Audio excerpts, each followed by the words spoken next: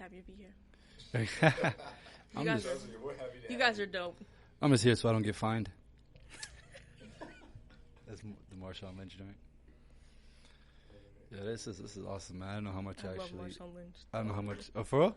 Oh, There you go. I love him. He's great. Okay, we got a bio in the house. Come on now. Come on, say it. We got a bio in the house.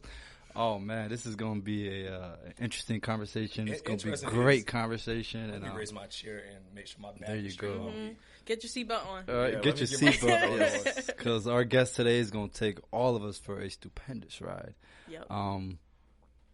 We don't need any further ado on this joint, bro. I think we just need to kick this joint off, man. You said let's not even. It's not even sugar. This is not look for anybody that is listening, watching. This is not a conversation that is sugar coated. Exactly. No. Because it gets real. All right. So, Mo, just go ahead and give me the countdown. Let's go, baby. 3, 2, 1. What's going on, everybody? This is Jabril Salam. And Muhammad Hassan. And you were listening to the Young and Muslim Podcast. Asalaamu Alakum, everybody. Yes, like Jabril said, this is going to be a real conversation. It's going to be a raw conversation. But we are going to try to keep it informative and as upbeat as we can. Our guest today is Lul. If you're Somali, it's Lul. If Lul. you're not, it's okay with Lul's fine. Lul Abayo Mohamud in the house, and we are going to talk about domestic violence. For those that are not aware, we are in October, which is Domestic Violence Month. We are supporting Lul and her foundation in regards to this campaign, and we are sharing our platform because we think it's a much needed conversation. And it's important to add in, it stops with us. Yes, so exactly. It stops with us and it stops with you guys. There you go. Yep. So, Asalaamu Alaikum, sister. How are you? Wa alaikum assalam wa rahmatullahi wa barakatuh. Listen, y'all deserve all of that. I'm just really happy to be here. Let me know. Should I just do my OG introduction that I just... The OGest of OGs. Exactly. You better not. Introduction. Well, okay, let's get started then. So, salam to everyone. My name is Lul Mohamud, and I am the executive director of the Person Center. The Person Center is a nonprofit organization based out of Washington, D.C. that helps African survivors of African immigrant, diaspora, refugee, survivors of domestic violence. And we offer survivor support services that are linguistically and culturally specific, as well as offering by us, for us education programs and capacity development trainings for organizations to be able to treat African immigrant and diaspora and survivors properly in the way that they need to be treated. And because that's an issue. I mean, I'm not going to start there. We're not going to talk about the need for diversity in nonprofit space or leadership. But, I'm going to just say the Person Center is relaunching. Well, we have relaunched now in the month of October. And we have a fully Black woman-led board, full Black woman staff. And majority of us are African immigrants or the children of African immigrants. And we are doing our thing, but we need our community to help us out as we're doing this really important work. So learn more about TPC through our, socials and whatnot. And learn more just through having conversations like this. Absolutely. So then that leads me to the first question then. How do you feel that the community has to help when the topic of domestic violence comes up? Because I think as men, there's always this kind of awkwardness, right? Yeah. When we hear domestic violence come up because we don't want to say the wrong thing. We don't want to perpetuate, the stereotypes of being domestically violent. We don't want to have the toxicity in our relationships. But when it comes to the larger community, what is it that the community at large can do to help educate, spread awareness? What can we start off with? Well, the first thing is to recognize it's a problem. That truly is what it is. You can't treat cancer without knowing it's there, can you? Yeah, good point. You really can't. And the unfortunate thing is we do know it's there, yet we choose not to treat it as the problem that it is. This is an issue of choice. A lot of the stuff we're going to talk about today, it all comes down to choice. What makes the difference between someone who abuses and someone who doesn't? It's a choice. It's not an illness. It's not a difficulty of some sort. It's not an ultimatum and you just had to because X, Y, or Z. It's a choice ultimately. And we have to start making the choice as community members to do something about it, to not turn a blind eye, to not let it sit in the shadows or in the margins or just accept it as it is what it is. And we also, unfortunately, especially in the Muslim community, we can't just leave it to Allah subhanahu wa ta'ala in a sense. Yeah. That's an issue, a wall that I hit trying to talk about things when I notice patterns or see issues in community, in my own families, and so on and so forth. The issue is a lot of times we like to say, we'll just leave it to Allah if it's a problem, or unfortunately in some cases it's the qadr of Allah that this person is in that kind of situation. Yeah. And first of all, as a woman, it is extremely painful, and it's more painful being a woman who knows that people who look like me, the women I come from, are subject to that kind of abuse. And unfortunately, you have to have some level of proximity to care about a problem, which is an issue on its own hand. But all I would say to begin is to recognize that it's a problem, and first recognize how that problem has reached you in some way or the other. So for anyone that is confused, right, you're saying you have to recognize the problem. Well, first you can't recognize it until you know what it is. So what is domestic violence, and what are the various ways that domestic violence comes about? Yeah. Well, and what type of relationships do they come about in? Yeah, so domestic violence is very overarching. It's a large term because it holds a lot of specific issues or instances per se. One thing that's really important to understand is that domestic violence has a ripple effect. If it's happening in a household between two individuals that are either married or in a relationship together, it is going to impact whoever else is in that household. And that usually begins with children. It includes any extended family who are living inside of the house. A lot of times we forget the impact it has on elderly members. We come from homes that are multi-generational, for example. And if your grandmother or your grandfather or your great uncle is staying in the house and the house is abusive, the household is abusive, they're also they're being fed remnants of that violence. So first of all, we have to understand that it's a household issue. It also affects and permeates through the people their relationships with people outside the home. So that's why it's important to look at it as an issue that ripples throughout communities. To be more technical in terms of what it includes, it's very varied. More than likely, what we recognize as domestic violence is physical abuse. So that of hitting or slapping, choking, things of that nature. On top of that, we also know that it also includes emotional abuse. Emotional abuse in the sense of manipulation, where a person is pushed down. So the whole purpose of emotional abuse is to destroy the sense of self within that person. It's very vindictive, and in my personal opinion, it's very evil. And emotional abuse is also added onto with psychological or mental abuse, which is it's a form of manipulation that goes to another step. So it's not just in the terms of what you say to that person, but psychological abuse can also include what you do to that person. We've heard of the term gaslighting, for example. Yes. We know that it varies in contexts. So there's gaslighting when you're in, like, for example, if it's a professor and a student, if you're working really hard and your professor tells you you're not working hard enough, that's a form of gaslighting. But when it comes to relationships, first of all, if it's an intimate relationship, this is someone that you trust, someone that you love. And so psychological abuse in those cases can be so difficult to spot, but its effects are very clear and very strong. That's what makes it so complicated. You can't see it because you're blinded by the fact that you trust and love this person and you give them the benefit of the doubt. But the impact of psychological abuse is huge. It changes the way you perceive yourself. It causes issues of Stockholm Syndrome, as you've heard, where people... What is Stockholm Syndrome? Stockholm Syndrome is when you begin to fall in love with or connect deeply with your captor. It was based off of, if I'm not remembering it wrongly, it's like there was a I think it was in Sweden, based off of the name, where people were kept captive by bank robbers, I think it was. And then after, the bank robbers were feeding them, taking care of them, even though they held them hostage and at gunpoint. And at the end, people who were being held by them fell in love and cared for the people who were committing crimes against them. And so when we talk about, that's how powerful psychological abuse is, where it can be when we hear, for example, someone will abuse their wife and then bring them flowers the next day. That's psychological. it's very, very complex, but we have to crazy. recognize that it all compounds onto one person.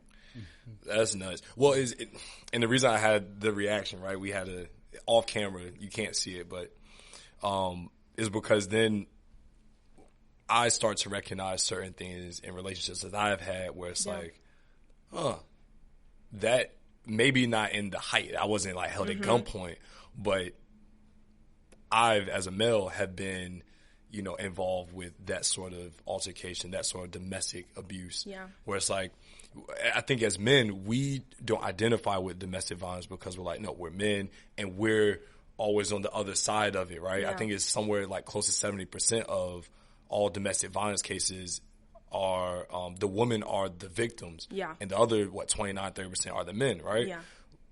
But we never recognize that we might be in that 30%, even for a little bit. Yeah, and on top of that, first, anytime we're talking about the prevalence of sexual violence, domestic violence, or so on, you have to start off by saying that there is a huge issue with underreporting. It's extremely underreported, and we can talk even about that on its own as to what are the factors contributing to people underreporting. A, you could say the normalization of violence. B, the pressures that come with trying to speak out. But back to the fact that, we have to accept that women are disproportionately abused because we live in not just a society, but we live in a structure that perpetuates those who are male or male presenting to have power, authority, control, and allows them to commit violence against those who are women and women presenting. And it's really difficult to explain to some people because obviously we'll hear, it happens to men too. Of course it happens to men too. We recognize that, but that doesn't mean you care anymore. 1 in 3 women are going to experience a form of sexual assault or violence in their life. And right alongside that is domestic violence. That's 1 in 5. And if you sit here, you can name 5 women in your life, can you? Yeah, I met one. I? Yeah, you can name 5 women in general in your family. You just mean people that you know. Name you can name 5 women, Yeah. and then think of that one person is going to experience that. Yeah, I can. Who would you? None. You don't want any of them That's to experience. wild. We don't think of it that way. We don't personalize these numbers. We don't understand that in these statistics there are names, there are families, there are bloodlines, there are entire communities that are affected by this. As I mentioned earlier, we need to recognize domestic violence is an issue with how we have relationships, how we view relationships, and how we act in them. Because it ripples out. Like I said, it could be between 2 people. In this case, you could say a husband and a wife, but it affects the children. And if it affects the children, how they see relationships, what will happen to the relationships that they have, not only with intimate partners in the future, but with the people in their regular everyday lives. I could sit here all day and tell you about all the people I've met in my life who I can tell have a terrible basis in understanding of relationships. So I definitely want to go into the nuances of that. I remember when I got married, I was at my nikah, and I was looking at the imam. He looked at me right straight in the eye, was like, if you do anything wrong, all these people will come after you. Accountability was the community. In my head, I'm just like, well, whatever happens in my household stays in my household. And as men, sometimes that's how we think, that can go to the extreme. All right, because it's like, why did you tell your brother about that? Why you tell your sister? Yep. Why you tell your mom? Why you tell your dad? Because for us, that's an ego thing. Like, yo, why'd you tell somebody, man? But that's what they're supposed to do. That's why we have nikah, so it's public. It's public. If it wasn't public, then we can just get married. Nobody. That's the whole reason, is to prevent stuff like that. So, tell me some of the nuances in regards to a healthy relationship and a toxic relationship. Just because you would think that as a man, it's like, hey, look, come to me for everything, right? Come to me, and we think like that's the way to go. Is that not the way to go? Like what? I just want an example of like a healthy relationship and a toxic relationship and how we can kind of define the two. So when you say, for example, I want to just, being a practicing Muslim, I feel like in every field that we work or sector or whatever, we see why this deen is so beautiful in our lives. Facts. And when in my line of work, working with people in such a vulnerable state who've experienced such horrible traumas, the one thing that I realize is like what you mentioned in terms of marriage, like the fact that it has to be public, the fact that family have to be there, it shows not only how beloved marriage is to Allah subhanahu wa ta'ala, but it also shows us a tradition and pattern of accountability. That our deen, everything in our deen is based off that first and foremost. Because everything that you do, whether it is seen or unseen, it is seen. It's accountable for it. You have to be held accountable for it. And that's the thing that actually hurts me the most when I look at domestic and sexual violence and relationship violence in general in our community is, yes, you're behind closed doors, but you know that you're not. You're also in violation of this contract that you made before Allah subhanahu wa ta'ala, and you're in violation of that. And yet the thing that makes me even more mad than that is the men who were there who said that they were going to participate in this, when the challenge of sexual or domestic violence come about, they revert to either to cultural responses and not to religious responses. So what was I supposed to, as a woman, what am I supposed to take from that? That people will put on a front saying that they will do X, Y, or Z and put accountability when I go to get married, but then when the problem arises, everyone disappears. SubhanAllah. And you talked about earlier about the cultural side of it, Yeah. And it's very I know interesting. I didn't answer your question. So No, make sure I come back to I'll it. definitely come back to that. But from a cultural standpoint, it's like, well, just try to make it work. Because we don't want our last name to be burned. Yeah. We don't want to look bad. And there's so many problems that arise from that. Yeah. Literally, we will save our names and what people have to say, but lose that accountability with Allah subhanahu wa ta'ala and that people that we actually care about, What's really interesting to me is that, how does this start? How do I get to the point of, whether it's with my parents or my brothers or my intimate partner, how do I go from loving, caring to raising my hand on them? Like, is there phases, or I don't think it goes from one extreme to the other extreme. Can you tell us a little bit of, maybe it might be a little bit of a yelling, manipulation, if you can go into some of those steps, and people that way they can identify, like, hey, am I in a abusive relationship? I think that would be something really good for the audience. Yeah, I think it'd be really great. I first want to start off by saying I'm not in any way an expert of any sort. Well, I mean, I have my experience and credential. You can look that up. But at the same time, I want to be sure to make it clear that not every experience is the same, and that what we're providing is just an example. And it's important to know, if you notice a little bit of something from the early stages, that you may see there are ways to deal with it. It's not end all be all. I just want people to know, that we don't cause a mass exodus. Yeah. Yeah. She's like, I'm being domestically, we don't want to do that. We don't want to do that. Yeah. But it's important to have that knowledge. And we'll, at the end of this, also talk about how to combat it, how to rebuild healthy relationships. So I also want to go back to what you said about the healthy versus toxic relationships. Toxic is such a trendy word these days. Yeah. And it's really dangerous for us to be, flinging it around. It's good that we're getting more people comfortable with recognizing things that are right and wrong in relationships and what you should want, what you shouldn't want. But there's also this kind of I don't know how to explain it. Like, there's like this trendiness around people who like proudly or like gleefully talk about toxic traits. Yeah, I think there's that, but then there's also the opposite side where someone holding someone accountable would be like, that's toxic. And you're like, that's not enough. That's, So I feel like it's like you go super extreme on one side or the other when you use toxic, because it's like, no, I'm not being toxic. I'm just calling you out on your stuff. Yeah. Versus I really am being someone that is very manipulative or very bad for your relationship. So I guess if we're in that middle ground, what is toxic in a relationship? Well, I would say also when people yell out that's toxic, I'm like, it's like the ref throwing out a red and just running away. You gotta explain it. So hey, I love the football analogy. It don't make sense. Well, Sir, what? I got all ball. And exactly, and if Game everyone in every spectator had a red and a yellow, and they were just throwing it out whenever, that's dangerous. Nobody knows what to do. Everybody will sit down. Everything's arbitrary. There's no rules. There's no table. Yeah, and so I think I would start by saying, when it comes to a relationship, one of the early signs from what has been heard from like discussions with survivors in particular is, first, it varies across, but it generally can begin with the issues with trust. So, you know, we'll see there's tropes in movies and so on where there's that one person usually the husband or the man who's like, why were you looking at that person? Or why was this going on? Like really, really extreme jealousy arises. Mm-hmm. That is a real symbol of someone who's trying to have power or control that isn't threatened in any way. And they see that the person themselves they're trying to control is a threat to that power and control. So you start to see there's suspicion, there's a tension that's kind of building up.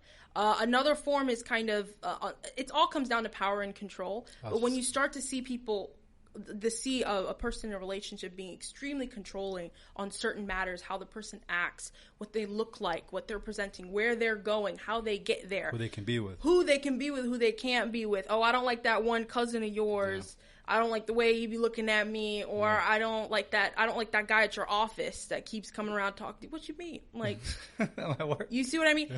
And then what we see it as, we have to remember, everything is kind of blanketed with a sense of trust and love that comes with being someone that you're in a relationship with.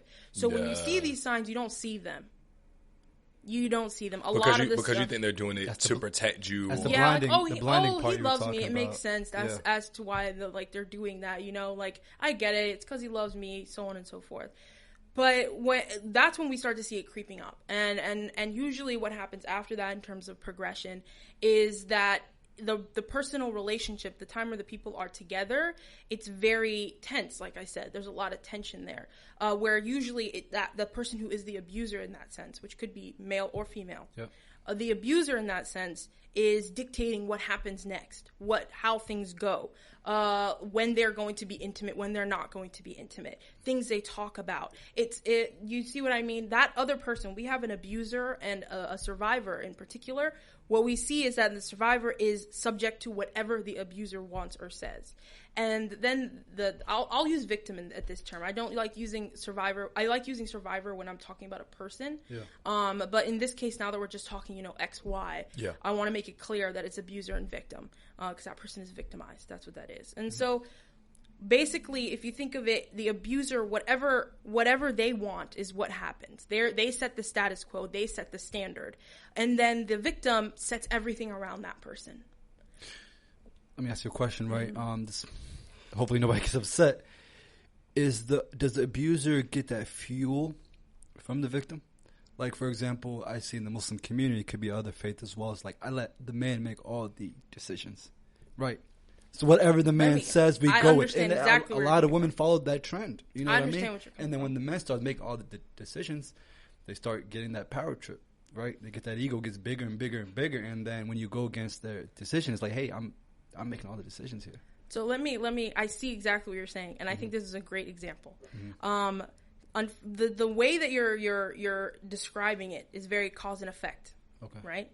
And unfortunately, what we need to catch in terms of how we speak is you're putting the onus of the abuse onto the victim, and you're labeling them in this case as an enabler, which is very common. This is a great example of how innate victim blaming is in our community. So just showing you an example of it, because I'm actively working against making sure I don't do that, because we're so used to saying, well, this person must have caused it. Because in our logical brain, we're trying to see cause and effect. Yeah, there's an A leads to B leads to C. When we talk when we talk about human psychology, we want to see this went there.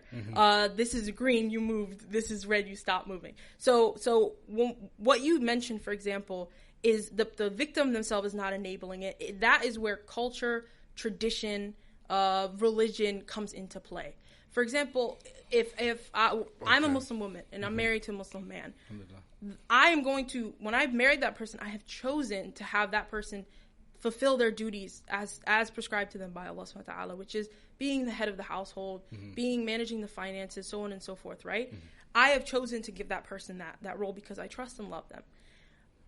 Then if that person chooses to abuse that power or that role, I am not an enabler in that sense, because an enabler actively knows that person is going to do something that is either harming to themselves or others. In this case, me giving that person that position doesn't mean that I knew they were going to do harm to themselves or others.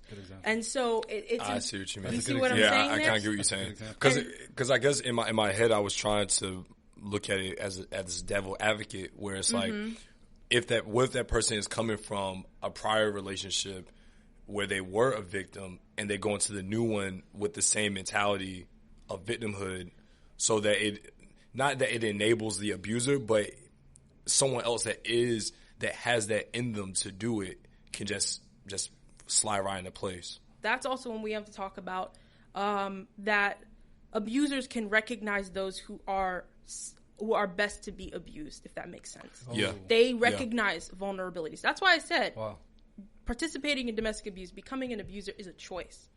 There is choice in that. And so, unfortunately, what we see with survivors in terms of the research is usually if they're in a relationship that is abusive, their next relationship is more than likely going to also be abusive, because abuse changes you. Yeah. It becomes you have to remember, a lot of times survivors are with this person for a very long time. It's a very slow burn.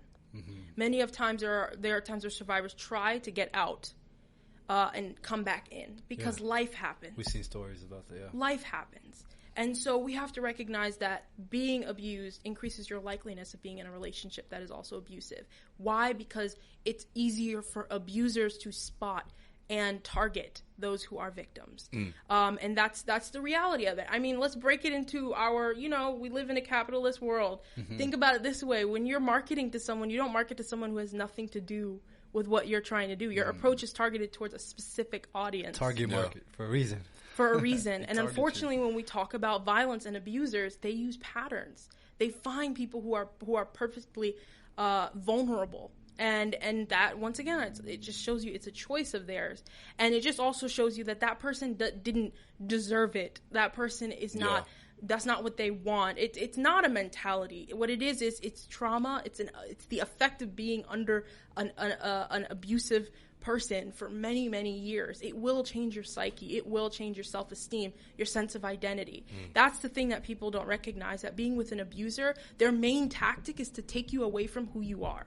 So can abuse go from, say, a relationship with an intimate partner, so a husband or wife, boyfriend, girlfriend, to parents or to siblings, and vice versa? Yes, 100% yes.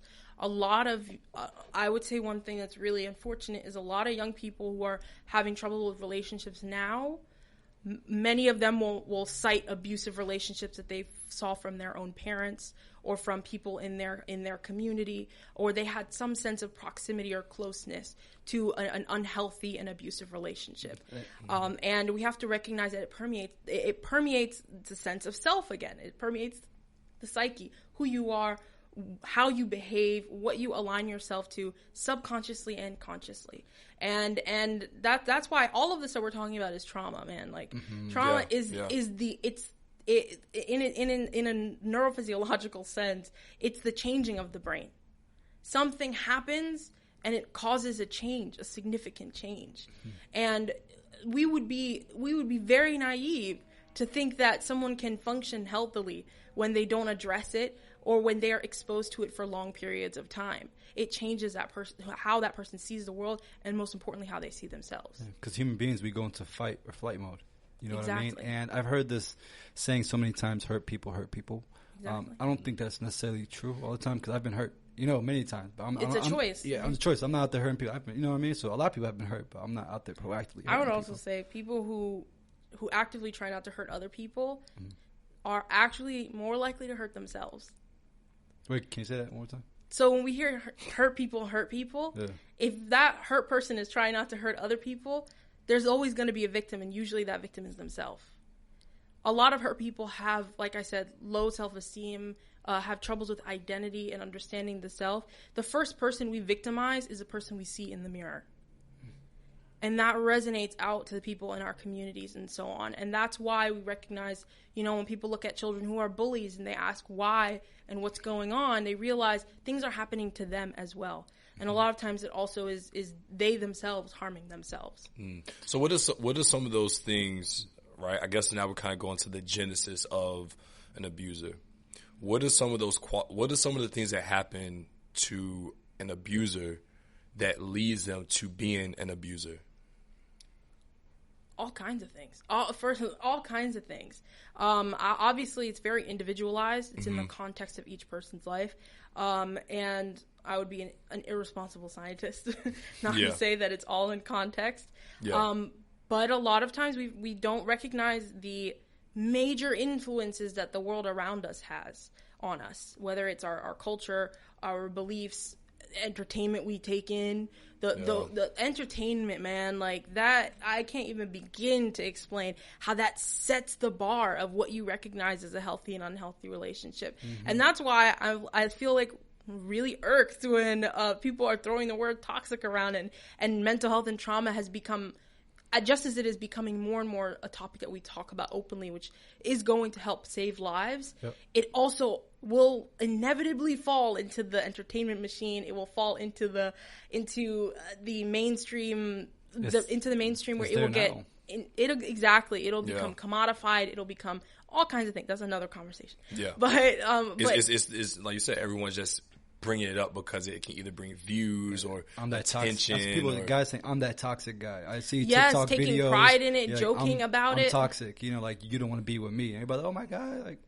exactly. But they like it. It's the weirdest. It's the weirdest thing to me as well. And that's, I don't know, that's a person who's experienced some things, I think, and are just trying to be accepting it to be what it is, I guess. But it's very dangerous. So we have to understand that what makes an abuser? That's a question that I don't think we'll ever be able to answer. But what we can say collectively and forthrightly is many things, and many of that is external and internal.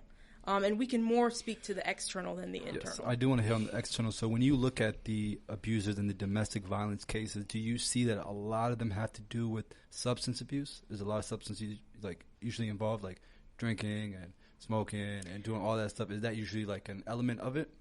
It's usually, and it's either a contributing factor or in terms of the causal pathway, what causes it, but it also becomes a stage that happens later on as well. So by that I'm saying we have to remember abusers and victims they're coexisting at the same on the same plane but in different directions.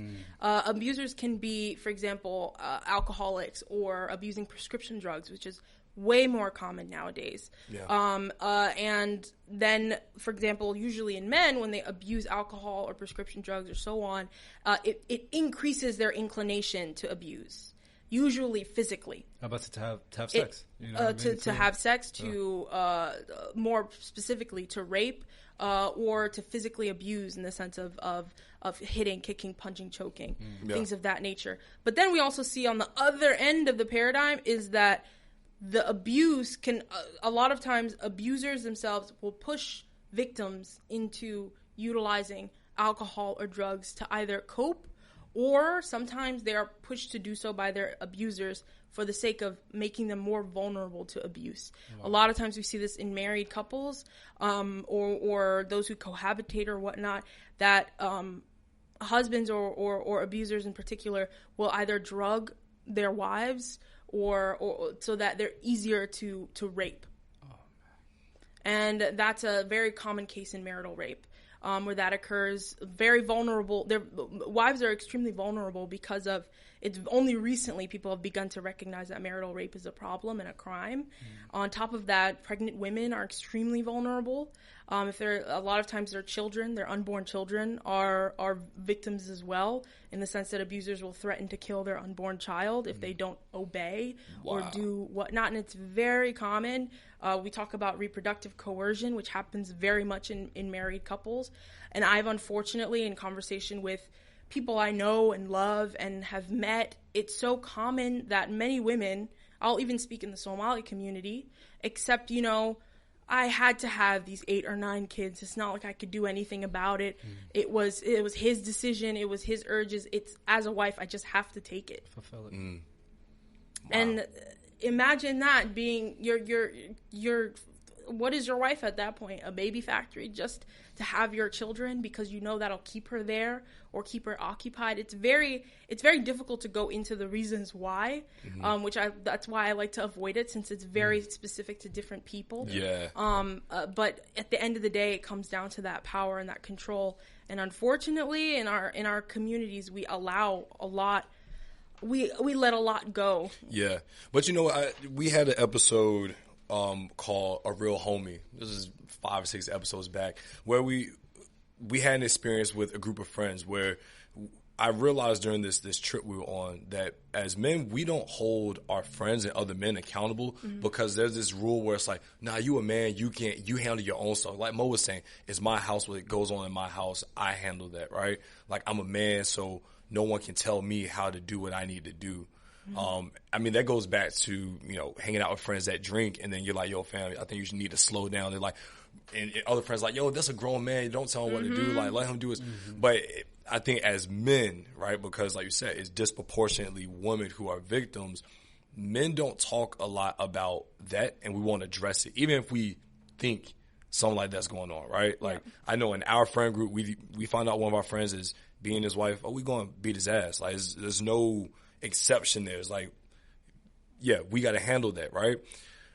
But I think for majority of men, we haven't learned how to talk about feelings. We haven't learned how to really express ourselves with ourselves, and then with those in our community, and then make that accessible for other people to be able to do that. Yeah. Because we're talking a lot about therapy now. Like you said, mental health. Those two words are almost synonymous now, right? Yeah. I think specifically in the Black community, I would even say in the the immigrant community, therapy is one of those things where I was like, no, we don't do that.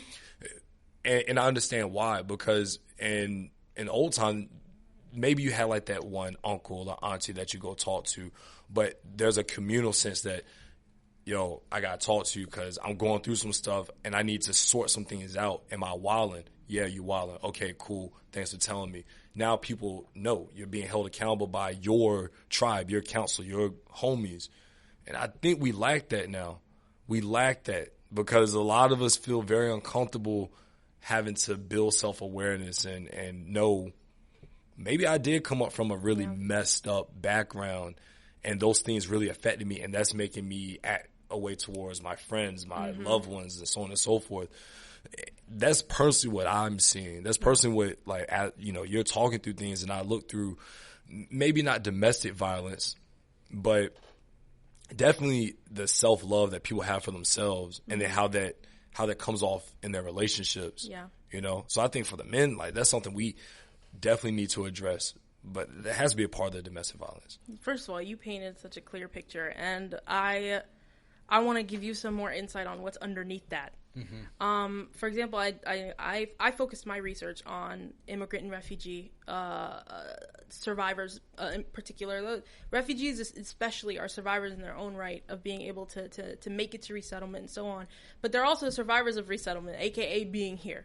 We have to recognize, as what you mentioned, is a lot of the cultures and communities we come from, we're very collectivist. Let's start there.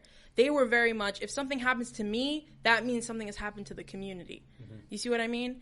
But when we came here, this is a very individualist society. Everybody in their own quarters and mind your business. It is what it is. That's what it is. And unfortunately, we have taken that on. But we've also taken on in a different universe kind of interpretation of the collectivist idea where you don't want the community to know of anything negative, when back in the day the community is there to help you when something bad happens. And I want to just say one thing where I personally as I work in the realm of preventing violence, period, in general. And so one thing I want to talk about, she gave you this really great example, is that we have such an inclination, I even find it in myself, to combat violence with violence. not everything is war. We don't need to combat violence with violence. It's unfortunately so innate and natural to us. Where, you know, if as a man you hear that your mother or your sister is being abused, the only way that seems like a plausible way to respond is through violence or through our ugliest piece of our character, which is anger. And we don't know how to channel that properly. And what's really unfortunate is that we have set an ideal for men of what an ideal man is, the way you're supposed to be. And then on top of that, what happens is that we then force men to have to meet that standard, which is really, really difficult to do. So if our standard of men is you cannot in any way show emotion, you cannot, you can only respond in kind, which means through violence, then what happens is we've set an unattainable goal for human beings who are full humans, that have emotional needs, that have these types of releases that Allah subhanahu wa ta'ala has given us, which is the ability to cry, the ability to confide, and the ability to compromise. We are given those three components, and yet we have now said that men cannot use those three. So what is going to happen? We're going to see a cycle of violence. If you meet violence with violence, that's all that it's going to be. And I don't think we have begun to understand how dangerous that is, and that there's a genetic component where trauma can be transferred to other generations. So this practice and act of violence and the impact of it is going to also travel generations. I know I got a little off topic. And I just want to give a quick disclaimer because I know you have a question, but when I said it, like, we did an episode with our boy Nuruddin, right? And he and his team did a project with a company on domestic violence. And that was one of the things that we got into, which was, let's find. He was like, well, what happens in a lot of these domestically violent relationships is that the abuser, if confronted, is almost gaslighted to do more abuse. And so when I said it, it was like, that's the reaction, right? But the knowledge is like, no, I know that can make the situation worse. So even though I said it, it's that just shows us how subconscious and innate it is. Yeah, exactly. That's the whole point of this, is to talk about how we're trying to reverse something that is so natural to us. Just as we blink, we have the natural response to respond in violence because we've been fed that our entire lives through everything that we see, and we've been told that it's normal. And it's really it's really shocking when you start to put it in that context. How violence is so colloquial, how it's just something that we just do at all times. And when it comes to that, also, when you confront, the way that men are told to act, if they use that to confront an abuser, usually the abuser's response is to quiet down about talking about it or showboating about that violence. Does that change anything in the household? It actually increases the risk of that person now being abused, but now out of the out of the eyes of everyone. So no one is going to see any signs of it in any way. And so not only have you taken away the opportunity to do something, but in that same case, you've unfortunately made matters worse for the victim. It's almost like you try to put a sneak attack on the enemy when you make it loud and you come up front and you got to retreat. Well, next time they're just going to make sure that, you can't even catch them slipping. Yeah, exactly. And I think we just really have to, when it comes to how men respond, I feel like if Allah has given me one purpose in life, I feel like one of those purposes is to talk to and work with men in terms of how to approach others, because that will truly save lives. It will. I cannot sit here and tell you anything else that will save the lives of domestic violence survivors than finding the right way to approach and talk about it. To not turn away from it. Don't give it any time to breathe. There's no window that should be allowed once you find out that this is happening. Because unfortunately for survivors, the moment they try to do something to escape an abusive household, the moment they step out of that household, the likelihood of them dying at the hands of their abuser skyrockets. Skyrockets. Okay. And the moment they attempt to leave, if there's any inklings of the fact that they're going to leave, that's why if you go onto domestic violence websites, there's that exit quickly button that's there, because it removes it from their history to protect them. Because somebody sees you looking that up. Because if you have an abuser in the household, you can't Google nothing. You can't call anybody. There's call history, call logs. We don't understand how that relationships are based on trust and sharing things with that person. So when someone becomes an abuser, every aspect of your life is a way for them to manipulate and abuse you. Yeah, you know what's interesting? You had mentioned 3 C's earlier. It was confide, compromise. What was the last one? Oh, wait. Confide. Cry, confide, and that's what it was. Cry, confide, compromise. You know, it's very interesting because as young men, and the stories that I've heard is that when they live with abusers, could be their parents, you know, father, mother, whoever it may be, they don't like confrontation. Yeah. Because there was no confrontation.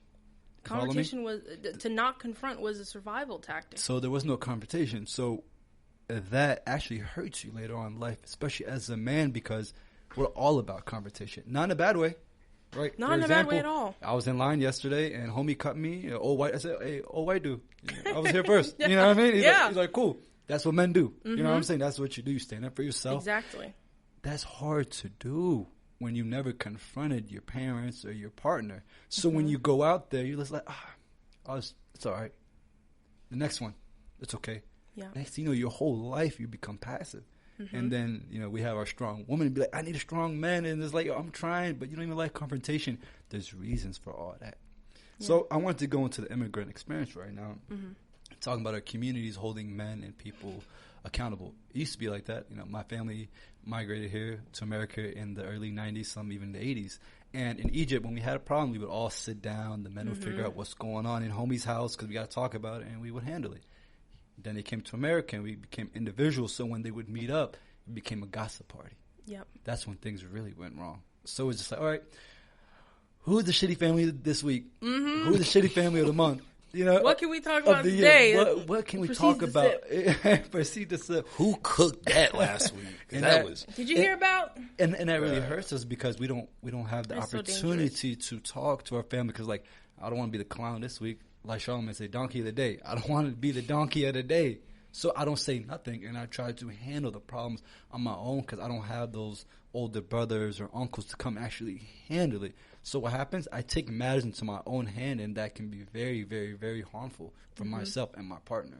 So I think that's something that needs to be kind of addressed and fixed, like you just mentioned, especially for the immigrants. So I think that was something important. It's extremely important. I couldn't have said it any better than the way you laid it out, because there's a acculturation research. First of all, I hate the term acculturation.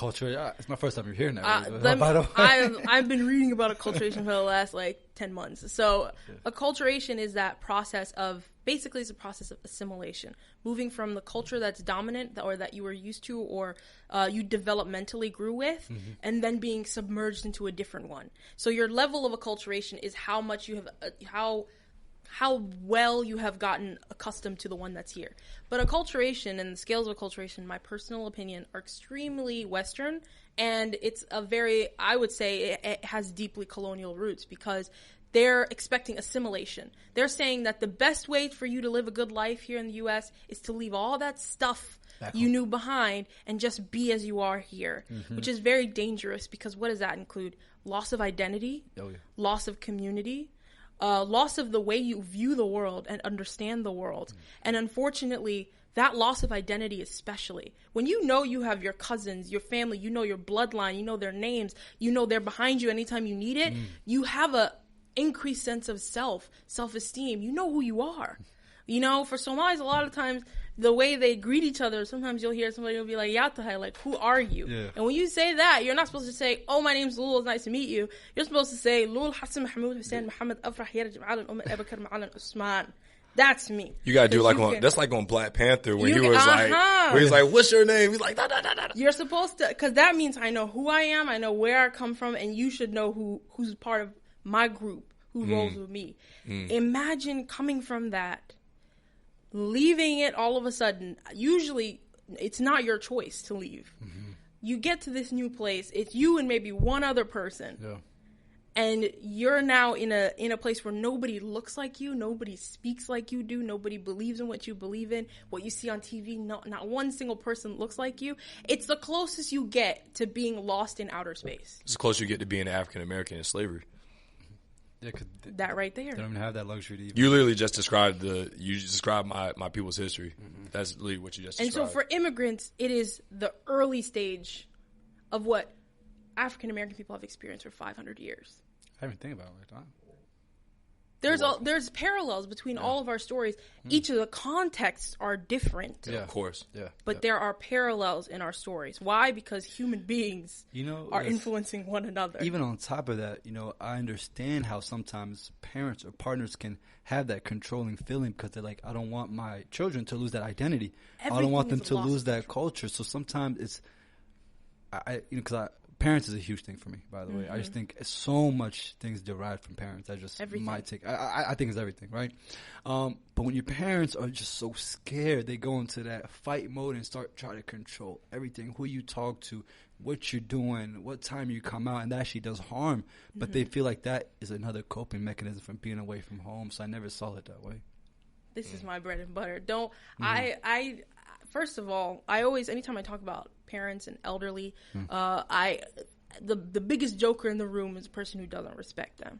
And it's very hard for me to respect someone who doesn't respect their parents or their community or the people that they come from. Because you don't have to like someone to respect them. Respect is character. It's something that, it's human dignity. You respect the fact that they're humans and they have their dignity. Yeah. But when it comes to parents, I cannot begin to explain how our parents don't just give us our genes.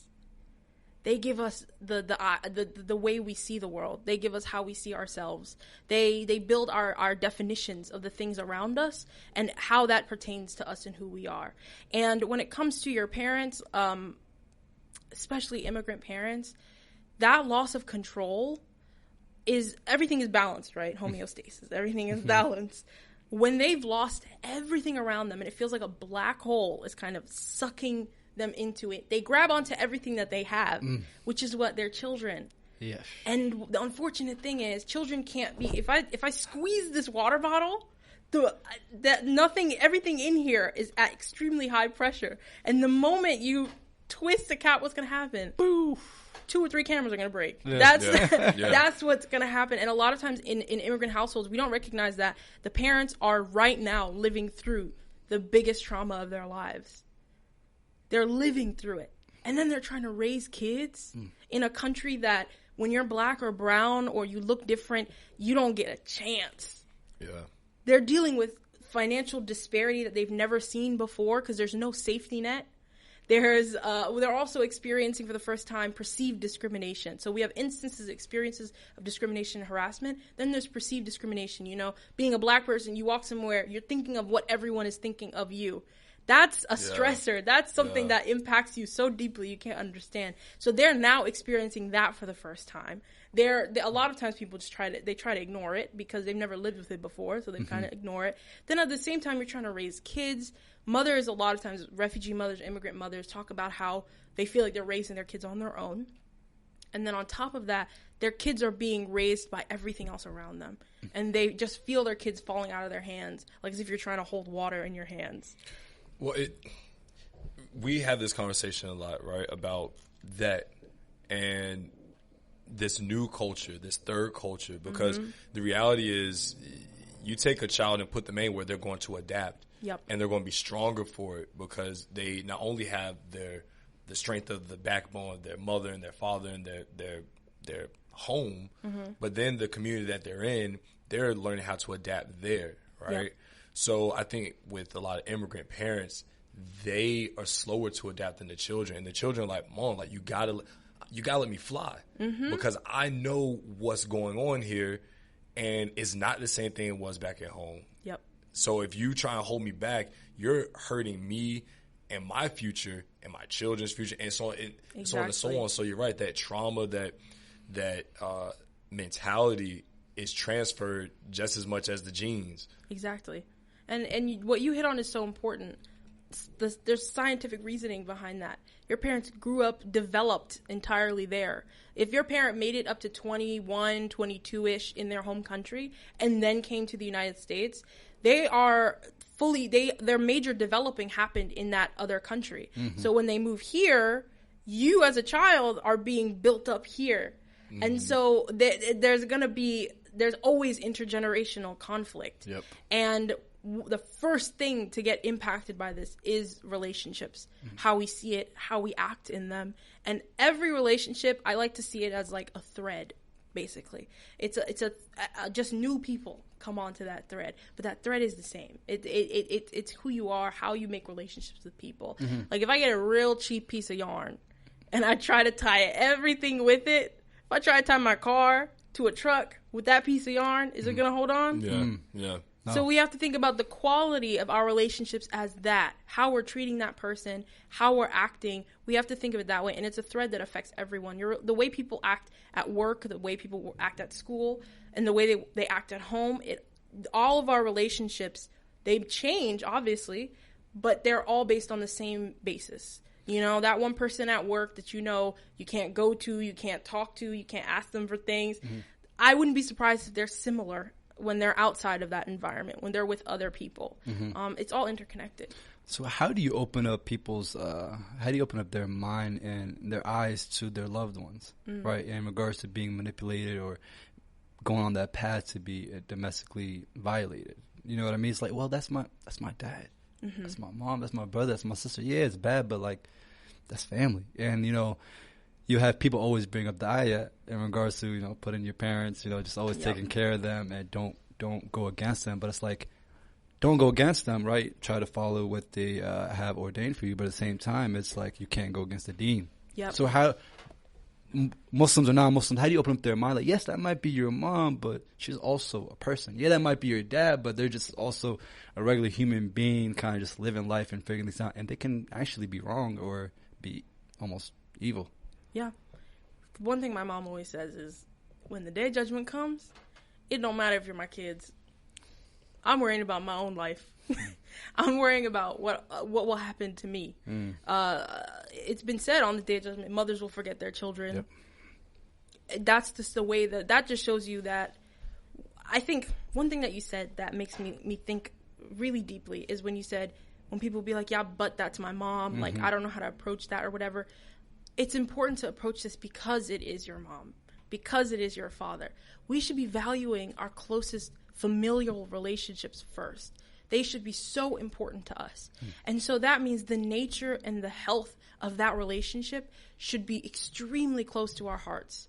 And that's why we should feel empowered to, regardless of every other relationship you have in your life, why do we care more about making sure that people outside of our home like us and are comfortable with us, and not the people who are closest to us that we come from? We have to change that narrative there. Like, why wouldn't you? I would lay my life down to protect my mother, to protect my siblings. Then why won't I bear the uncomfort of sitting down with them and talking about these difficult issues? The same thing goes for our community members. We love our community. We say that we do, at least.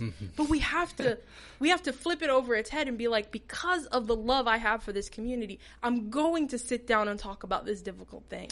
Me being in this work, for example, you won't believe the amount of pushback, the insults, things of that nature that I've heard from people in my community or people that I would believe would have my back in terms of talking about this. Because no matter how well-intentioned you are, each person's going to have their individual response. But it's real scary when you see a mob mentality arise, when what you're just trying to do is speak for people who are uncomfortable, who've been put into a corner, unfortunately, because of our cultures and behaviors and so on.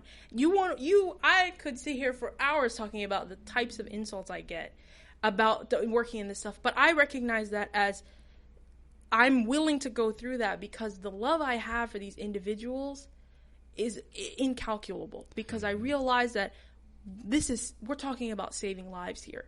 We're talking about saving, and when I say saving lives, it doesn't just mean life or death. Saving the quality of a person's life, giving them the opportunity to have a life where they feel and experience true love, true trust. There's nothing more powerful than being in a healthy relationship, and everyone deserves that. So we have to think of it as, do you love these people enough to do the uncomfortable thing? No, go ahead. Well, I was just going to say, we talk about relationships, and it's usually X plus Y equals Z, right? But what about the relationships that we have with ourselves? How important is that in relation to domestically violent relationships?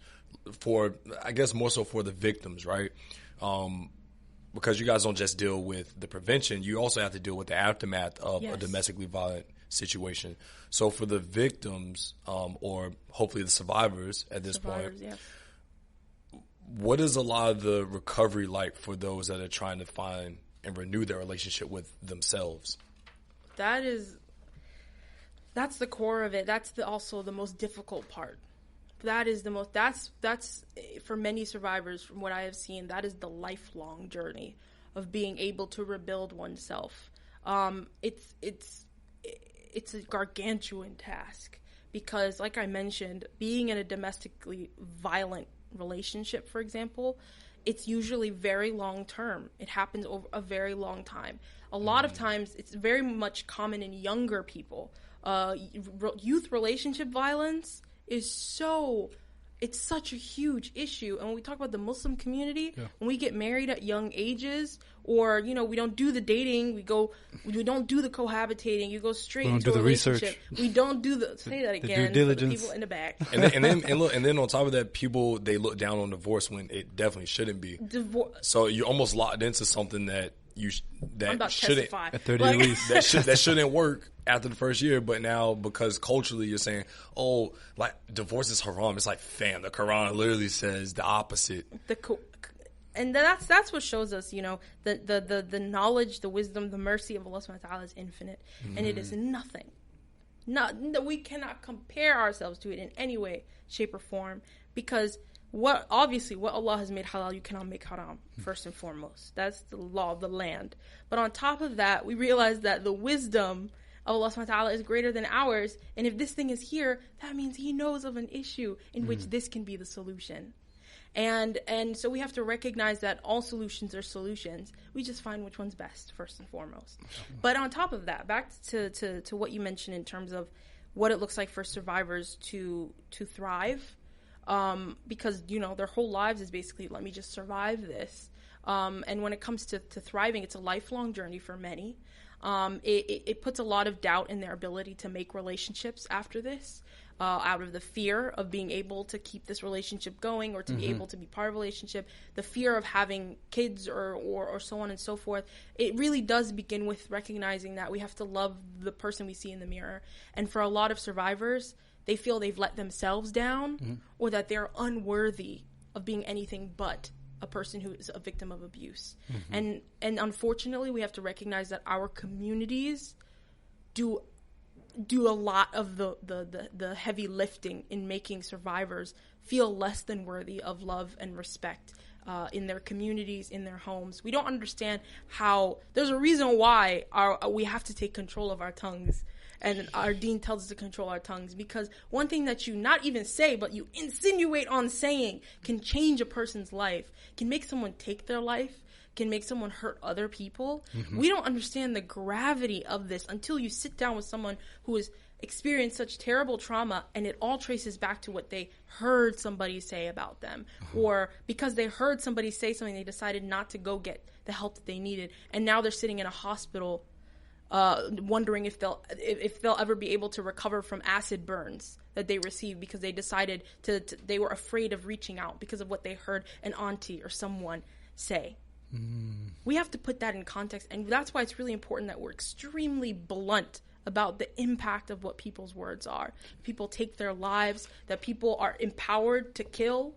This is going to be very triggering, but the amount of stories that I hear of husbands who murder their wives in front of their children, who have not only killed their wives but also killed their children, like entire families, like group suicides, things of that nature. It's much more common than we perceive it to be, because when we do see these cases, we brush them off as a coping mechanism, as a defense mechanism to just avoid it. And on top of that, we also happen to do everything that we can to kind of give a reason. There must have been a reason why that person was mentally ill, which is actually very, very derogatory to those who do suffer from and live with mental illness, specifically those who, like schizophrenics, people who live with those disorders in particular. We like to portray them as inherently violent, when in reality they are at high risk of being abused and harmed. in that process. They are more likely to be victims of violence than to ever perpetrate violence. And so when we say an abuser was mentally ill, that puts a new blanket of a new issue into play, which is, we see that when we talk about gun violence, when we talk about mass murders, we say, oh, that person was mentally ill. It's all choices. And we have to remember that when we have all of our abilities, we are more than likely to commit acts of violence because we feel empowered to do so. Then the layers come on about what powers and advantages and privileges you have in this society that allows you to get away with it. Yeah, we had a podcast with a few brothers I think 2 weeks ago, 786 Boulevard. We were hopped on their podcast, and they're like, hey, any parting advice that you're looking to do for yourself, implement in your life and tell others? I said, look, 2 things for me: control my emotions as a man, right, and understand them, and second, just control my tongue. Simple as that. And I noticed that when I was at home, I could say a lot of things and get away with it, right? I'm not saying I was saying foul things, but just got away with it. Now that I'm married, it don't work like that, right? Because it's a ripple effect. Yeah. It is. It's like, hey, do you know what you just said is harmful? No, it's not. Well, it made me feel some sort of way. It's like, oh, dang, I'm sorry. I didn't know. Next time I tried to avoid that. And I like how you broke this down for us, because we talked about the problem, and then we talked about the original influencers. So I think that's very important. We talked about the family. We talked about the community, right? But you had something here in regards to demographic that I thought was very interesting. How does it, you put neighborhood, socioeconomic status, education level? Like, if you can, just go into that just a little bit, how those influences kind of could affect, our family members, our relationships. I think that would be pretty important. Yeah, most definitely. What we see a lot of times is, going back to the scientist in me, in a lot of research, there's a theme that's recognized that if you move a subject into a difficult environment, they're more likely to behave in ways that are harmful to themselves and to others. And what we need to recognize is that institutional racism here in the United States, and then also colonialism around the world, has placed some in more dangerous conditions. And when I say dangerous, I mean dangerous to themselves, in a sense, things that affect quality of life and the way a person acts and behaves and so on, while others have been given privileges to have a safer life, quote unquote safer life, because there are conditions that are more positive in terms of life and well-being and livelihood. So what I'm trying to explain here when I say demographics is, when you're in a household where, for example, you're working a low-wage job, you're barely making things work out, you're barely getting the electric bill in, you're barely getting this in, your kids are going to school, but they're influenced by really dangerous circumstances where, when you don't have enough money, when you're exposed to either purposefully or not purposefully exposed to drugs or violence or things of that nature, that as all of it, in a sense, is purposefully designed. And when you see that, when you see an environment that's unsafe, not safe drinking water, no good healthy food, all of this contributes to creating an environment that's ripe for violence. Wow. It does, and the research has proven that as well. There are higher rates of interpersonal, or there's a lot of interchangeable terms. First of all, record scratch. You can use interpersonal violence, you can use intimate partner violence, you can use domestic violence. A lot of these terms are interrelated, so excuse me if I jump between them. Yeah. But what we'll notice is that when people are placed into difficult demographics, and the cards are stacked against them, in the sense of not having enough financial resources, not having healthy food, or being able to take care of yourself or your kids properly or whatnot, that affects your self-esteem, your sense, your identity, especially in men, where they feel as though they're not providing properly. Especially a lot of men, especially in our community, when they see that their wife has to go get a job, for example, to make ends meet. Oh, that sense of control just starts going out. And that sense of control, that feel like a loss of control, is because they see themselves differently now. And because of that, then it's harder to control one's emotions. When you see your wife, you get upset because of a thing, not because of her, but because every time you see her, it's associated with what? That you're not enough of a man, or that you couldn't take care of your family right. Instead of seeing it as a way of, we're partners, we're going to make this work. It's hard, though. It's very hard. It's definitely a mode, because even for myself, I had a high, salary job, commission. I did all, I've taken care of my family, and then with the pandemic, I lost that, right? And then I went into my insecurity, just like, dang, like a wifey stepping up, and that really dawned on me. It really hurt me, because growing up, that's all we were taught as men. Like, if you ain't doing this, you ain't shit. Yeah. Basically. Well, but that has to be the genesis of us talking to one another. Mm-hmm. You know what I'm saying? And luckily for us, like, we talk a lot about this type of stuff. So it's like, it's not uncommon for us to be like, yo, bro, you're fine. You're all right. You know what I mean? Mm-hmm. But for a lot of men, their ego, their self-worth all hinges on a couple of things. And if the woman, because we're seeing now in this country and many countries actually, the women can really take care of themselves in a financial way. Yeah. But with that comes other ways that they need men to come up and show up. But we haven't been taught that because we're all becoming equal in one way. Well, where do we really find our self-worth? Where do we find the place that we're needed if we're no longer really needed in that capacity? Yeah. And on top of that, when it comes, does financial play a really big role when it comes to domestic violence? Because it's just like, now that she has her own paper, she can leave, right? I lost my power. I lost my control. She can do what she wants now. She can move the way that she wants, so I can't let her work. Exactly. That's why I need to give her 2-3 kids so she can just, right? Just be placed. It's also, what you just laid out is a perfect example. Perfect example. You're putting all the dots together. It's when we talk about the immigrant family, for example, when you move from one country to another, a lot of times there's something called occupational loss where you lose your credentials. You could have been an engineer back at home. You get to the U.S. now, you got to be a taxi cab driver. That hits you emotionally, psychologically so hard. And then when you see your wife has to become super mom and do all these things, our super old idea of what a household looks like, where a man is only valued by the amount of money that he makes, a relationship is solely just so a man can protect and take care of a woman. Women would get into marriages. Why? Because it was their only way to be safe, to be protected in the community. Now, when it comes to, and we notice justice and equality trickles in as time goes on.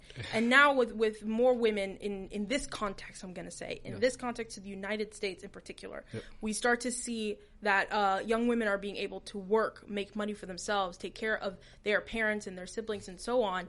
Now, that's going to challenge this archaic idea of what marriage is, and it's going to force us to get closer to the right idea of what a relationship is that you choose to support one another first and foremost, and you can rely on each other, not because you are less than, not because you are less capable, but because you chose to. And it's important to realize, I have an issue with, and we can talk about this too, the issue of the terminology of submissive. Trust me, I circled that. I was like, we're going to go into that. You already know, nothing lights a fire more than saying submission in a room of women.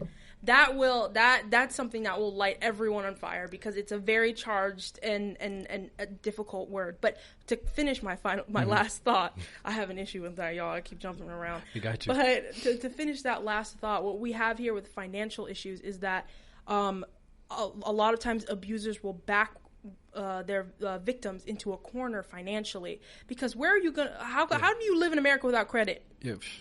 How do you live without a bank account that's your own, that your name is on it? You need money for gas. Well, just leave. But you know what? And so a lot of times when it comes to women, what you notice is abusers financially can abuse through opening credit cards in their name and destroying their credit. Closing bank accounts. Yes. Closing bank accounts with their name on it and making them only use cash, no debit cards, no credit cards, nothing of that nature. Very pre-planned type of thing. Deep. It goes that deep, and that's becoming way more common now, where people are, because before it was innate in relationships that women were not allowed to have their name on bank accounts, we're not allowed to work and so on and so forth. Now things are getting, these terrible things, they also morph as time goes on. They get hit with the times.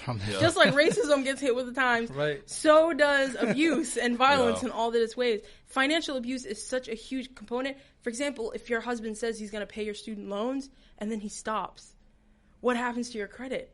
Yeah, that's a shock. Shoot, what's happening to my credit, right? Yeah. What's happening? Because I haven't been paying those student loans at all. Well, Biden said you ain't got to worry about that for a little while. So if only he would just sign an act that would get rid of all of it. Anyways, It's really important to realize that financial abuse is very much 21st century, because now it's purposeful. They have to do it purposefully. Back then it was easy. It was just the blueprint. It was the default. They were in charge of all. Abusers usually were all in charge of all the funding. And so that's what happens. Kids can't get what they need unless the mother, for example, does what the abuser wants. Many of times children are the pawn, saying these kids are not going to get the feeds that they need for X, Y, or Z. They're not going to get fed. They're not going to get the clothes they need for school.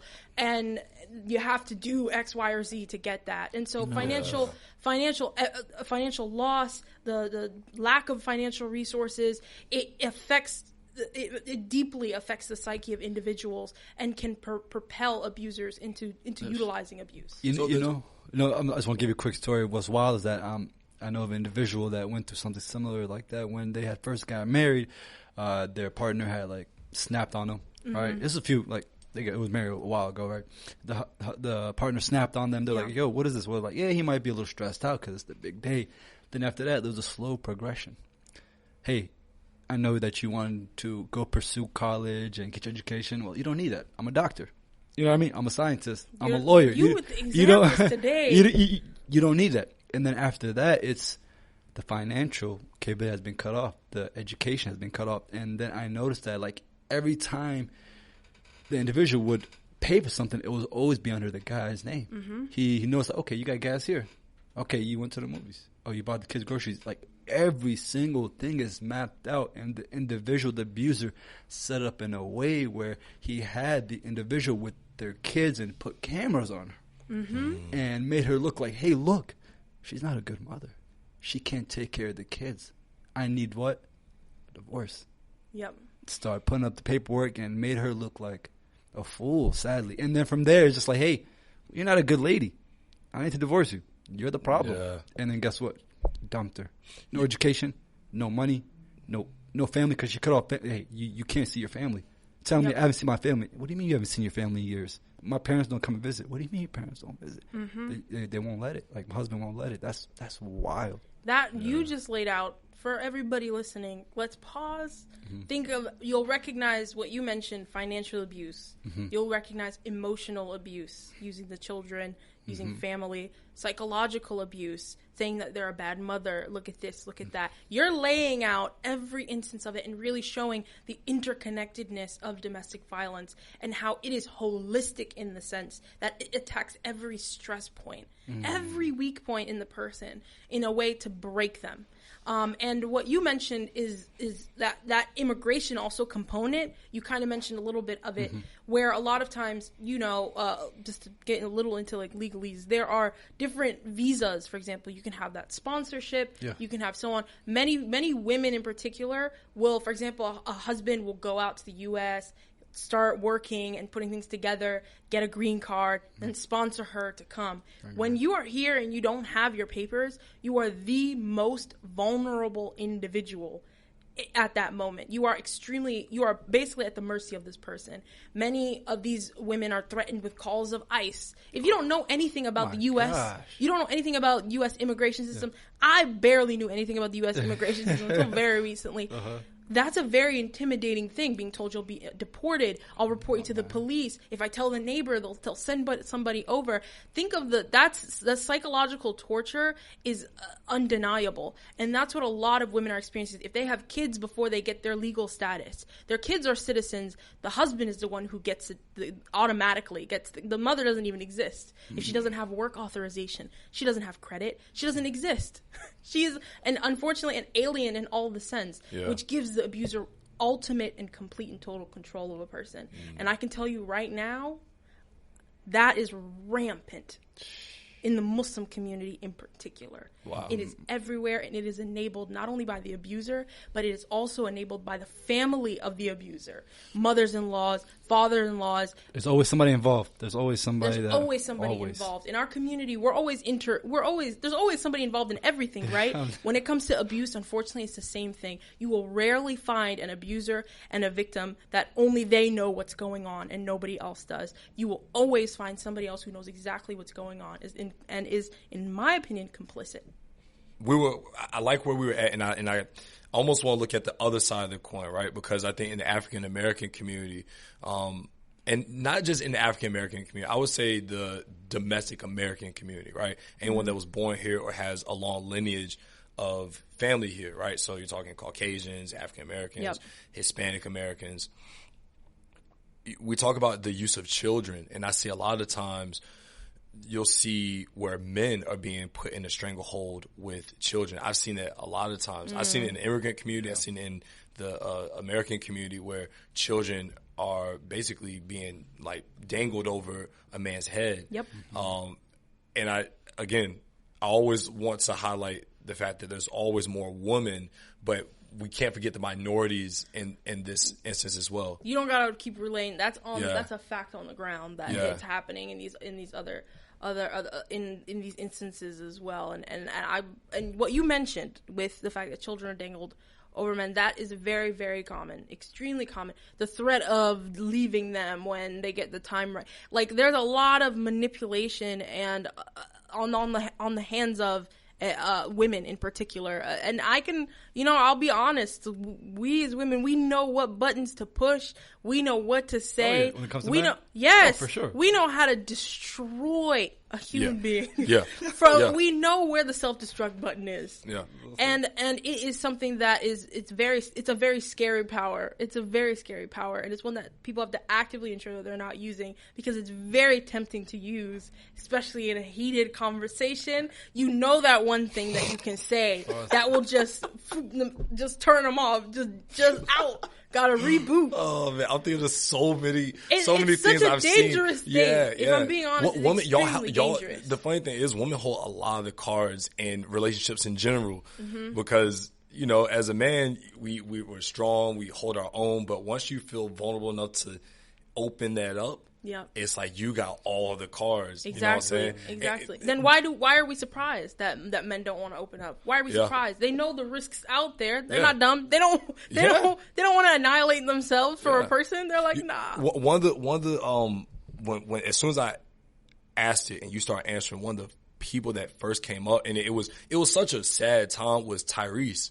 Remember that time where he went viral for like crying online about child support? He's like, "What do you want from me?" Like I have that playing in my head. It's so like, it makes you want to laugh, but it also is like, damn, painful. Like he was in a hard situation, and the world laughed at this man.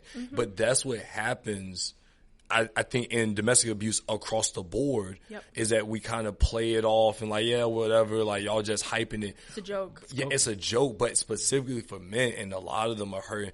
That's why the suicide rate amongst men, especially in America, is so high, because we have issues, and then when you come out and say, yo, like, I'm struggling, people just laugh at you, So it's like, it's a very difficult place to be in. It really is. Where do you turn? There's no way out. That's the thing with those people who harm themselves or choose to commit suicide. It's a permanent solution to a temporary problem, but in that moment, it feels like it's end all be all. There's no way out. You're in a spiral. You're in a whirlwind. Yeah. So then I guess that it doesn't segue as well. But earlier, you guys, you were going in and you were going back and forth about marriage, right? You have the concept of husband and wife. But a lot of times we don't consider each other as partners. No. You're saying you need someone that supports you, that backs you. And that sounds like a partnership, not just a quote unquote marriage. And we were in Jamaica. We were sitting down with our boy Mustafa Briggs. Shout out to my mans. Love you, bro.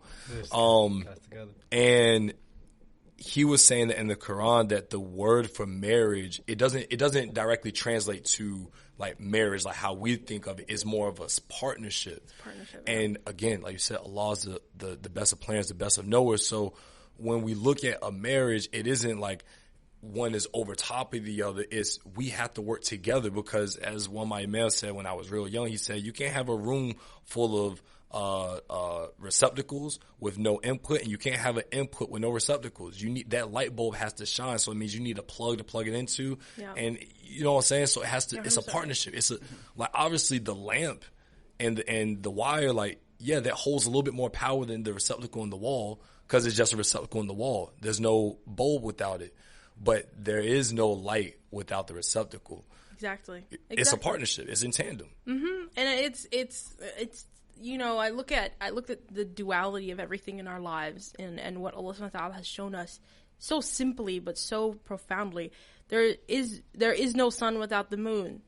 There is no day without the night. There is no heat without the cold. There is no husband without a wife. There is no wife without a husband. It's a partnership innately because it's not one goes up and one goes down. It's wherever you go is where I go. Yeah. That's the way that it is. And the reason why I call it a partnership is I would say it is a partnership innately is because if we change it to a different context, I love analogies. I think it's in my blood. And if we take it to another context, for example, let's say the two of you are partners at a law firm. Yeah.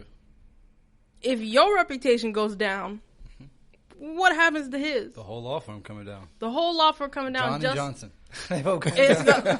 Exactly. I'm trying not to mention an actual law firm who was terrorizing my entire life through their ads. But anyways, that's what it is. Like we have to think of it in that context. Why do we have more respect for I know the reason. It's capitalism. Why do we have more respect for a commodified partnership than we do for a partnership that, in our context, is one that's committed for the sake of Allah subhanahu wa ta'ala and in front of Allah subhanahu wa ta'ala?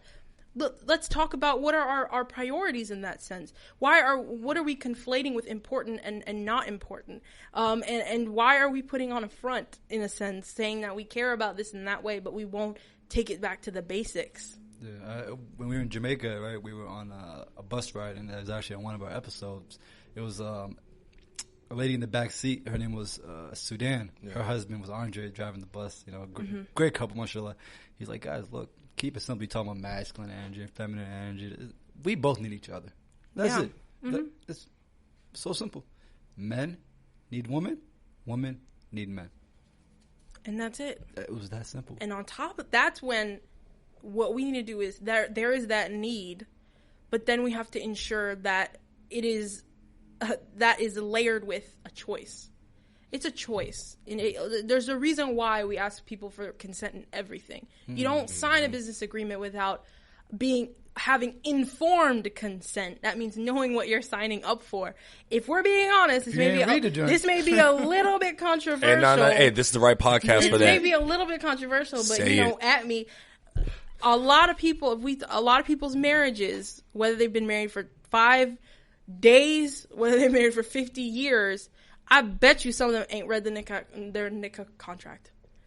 Or have not understood. Or they didn't write it at all. Or didn't write it. Have no idea what they're consenting for. Or they weren't there when... They weren't there when it happened. Yeah. They weren't asked what they would like to have in it. Yeah. And that scares me. Do you know why? Because I'm like, once again, a little controversial. Does that mean the marriage is void? Because they did not properly... I don't think that's controversial. I think that makes perfect sense. If two people aren't competent in going into an agreement, then that means that no, even if you did it, unless you signed it.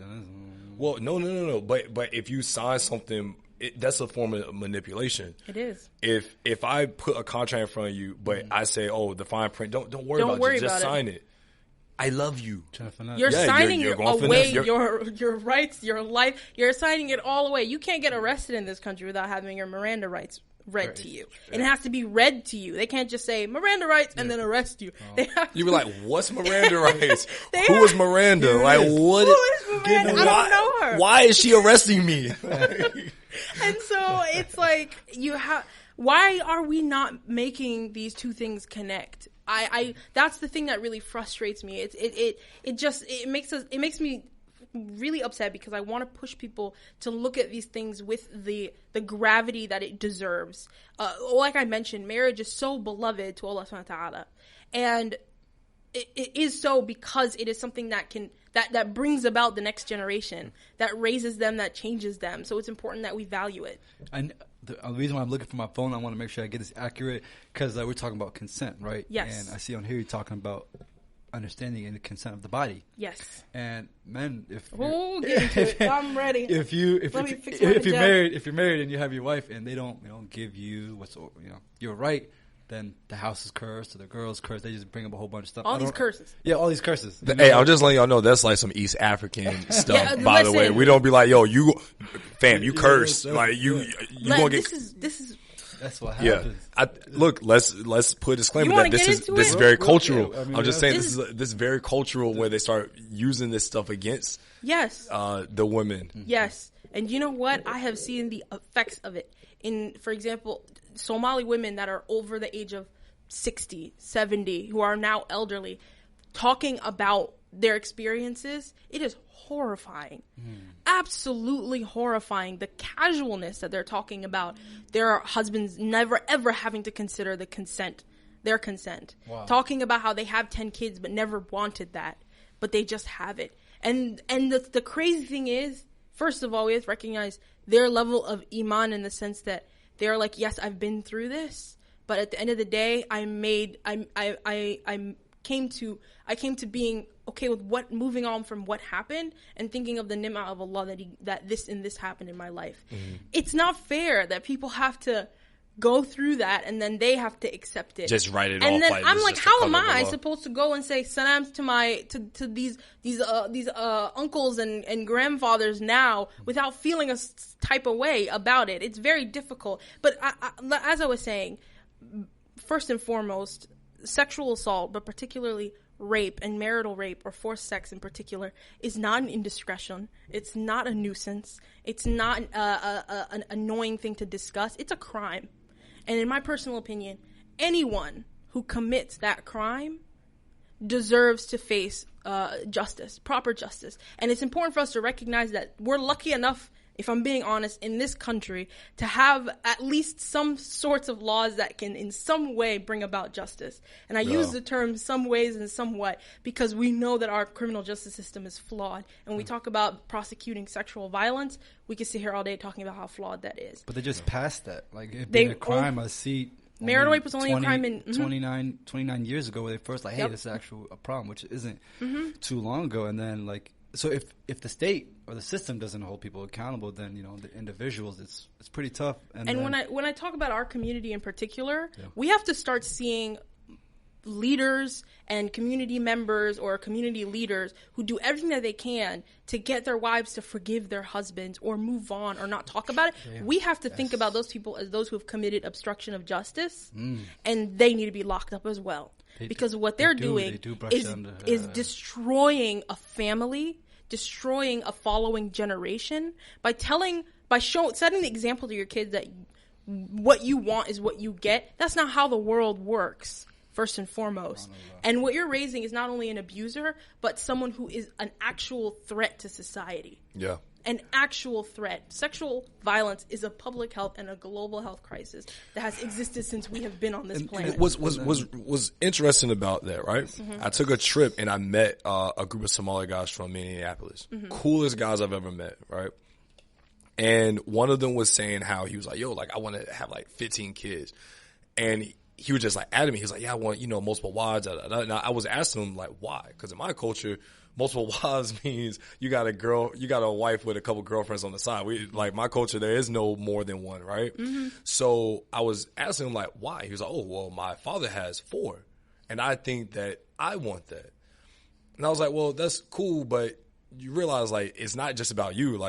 Your wife also has a consent to all these kids and all these extra wives. It's not about you. The show's over. Yeah. Because when we think about community is it's more than just about yourself, right? And that individual want and desire. We can't even call it a need. It's a desire more than anything. Yeah. And I think a lot of times the young people that are growing up, there's no discernment. You can't really distinguish which one is necessary for community life and which one was people were doing it out of necessity. Yeah. You know what I'm saying? So there's that danger there that these things that are culturally acceptable don't actually translate to our culture now, and they're actually harmful. You know what I mean? Yeah. And I like to think of it as this. The examples we have of those who married multiple wives, the examples that we follow in our life is what? The Sunnah, as well as the stories of the Sahaba, right? We have to, before we can start practicing or equating ourselves, naively equating ourselves to the Sahaba, you have to think, are you the same as them in every other context? Or is there are overlapping, the Sahaba, like I was literally talking to my mom about Abu Bakr, radiallahu anhu, like about how he gave away everything. Listen, my bank account is mashallah, but it's not subhanallah. You see what I mean? But I still don't want to part with it. my bank account on some inshallah. I need that. I need it. He gave it all, and they asked him, "What'd you leave your family, children?" So the Sunnah and the Quran. Yeah, but he was in the. But again, like and there's so context. It's all context. And then when a brother who who want to go split on a Starbucks coffee, and you gonna tell me that you want to have 4 wives and 15 kids? It's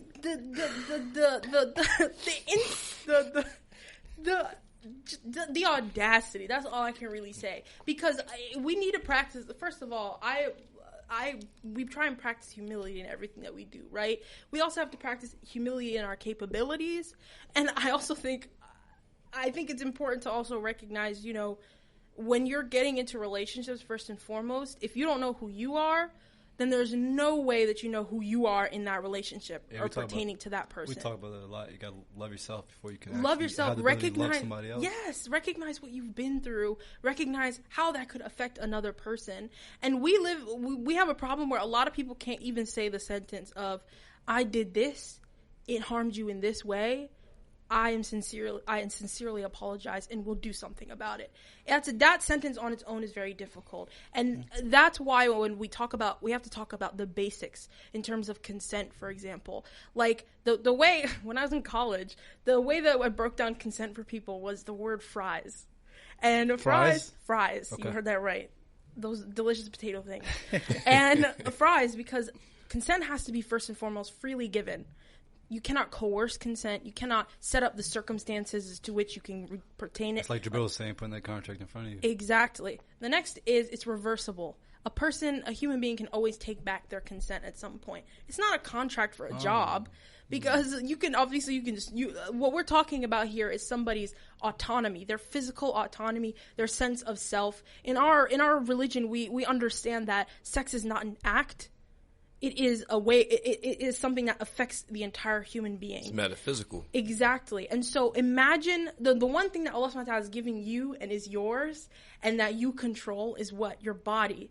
Imagine someone taking that away from you. It is one of the gravest and most heinous crimes possible, because it's killing a person without killing them. Oh, yeah. We have to think of it that way. That's what rape is. And then you're doing it to the person that you married, that you are supposed to be protecting and taking care of and being in tune with their emotions and their well-being. What do you think that does to a person that now they have to live in the body you violated? Mm-hmm. And then time and time again.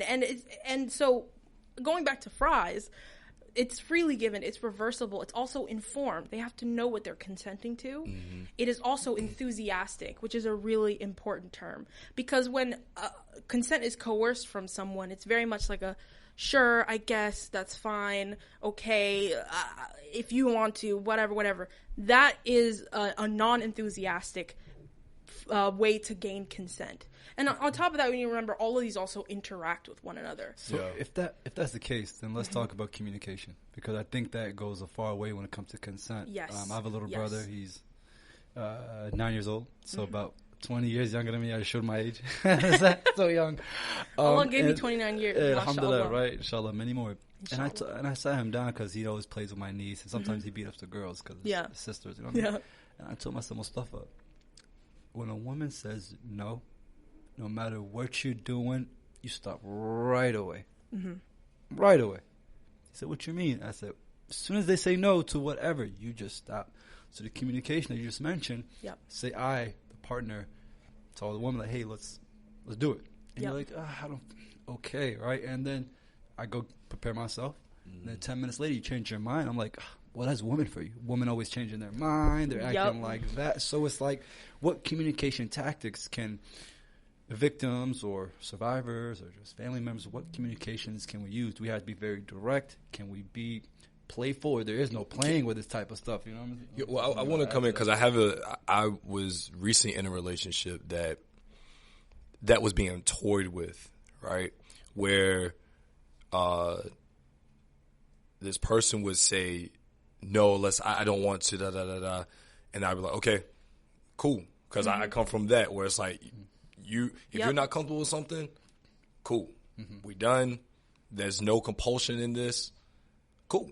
Yeah. But then come back around and then try and twist it and come back. And it's like there was a lot of mind games of back and forth. And to the point where I was like, hold up, this is becoming a little bit like you're messing with me now to the point where I can't even discern what I want to do because I'm trying to figure out what's going on.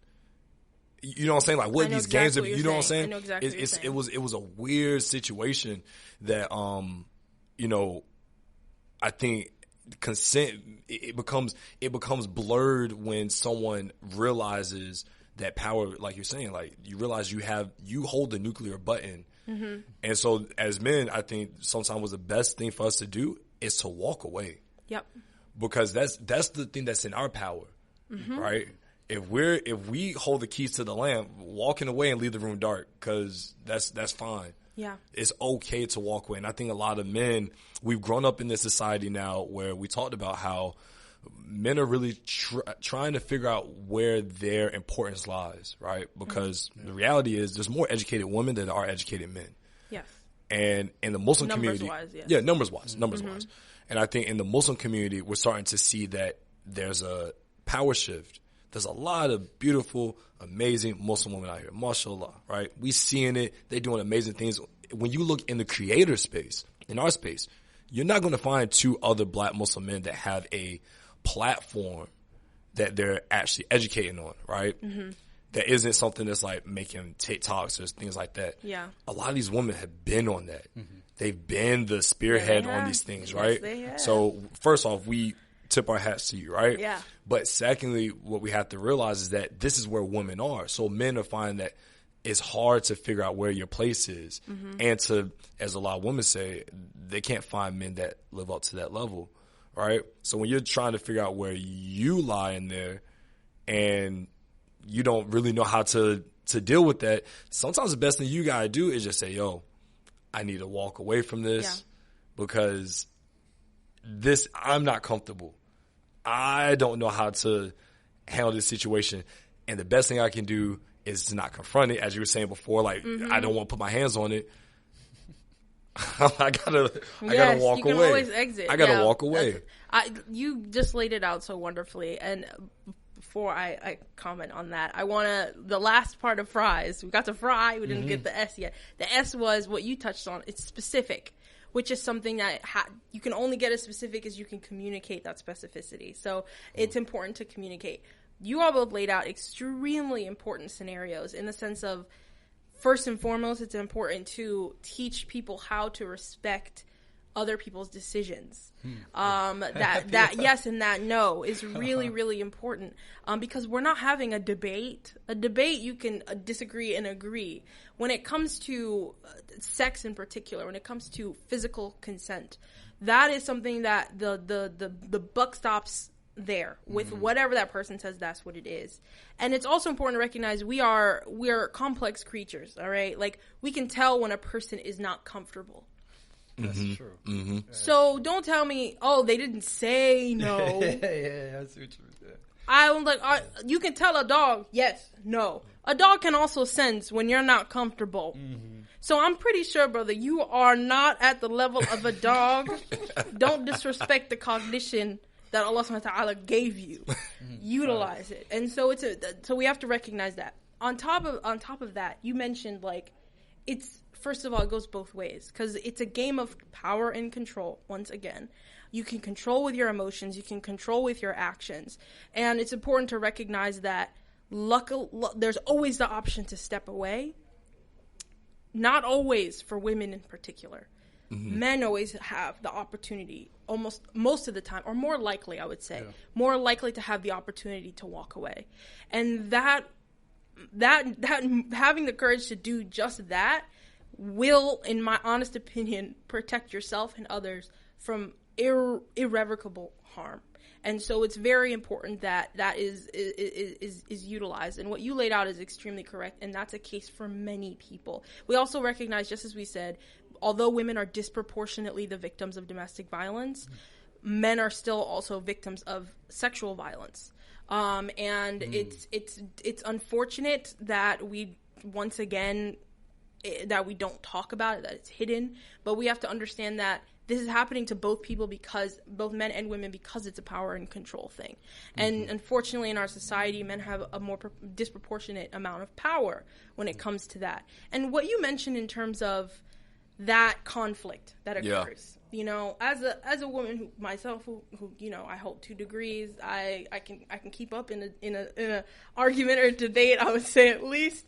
It's something that I have also noticed in the sense of, women are waiting for men to evolve.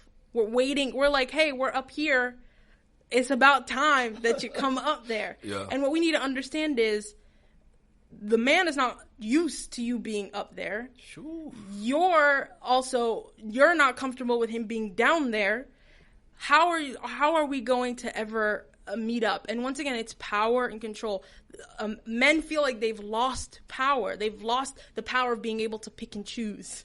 They've lost the power of being able to be the one who makes the decisions. They've lost, mind you, it was disproportionate power. It was unjust amount of power given to men.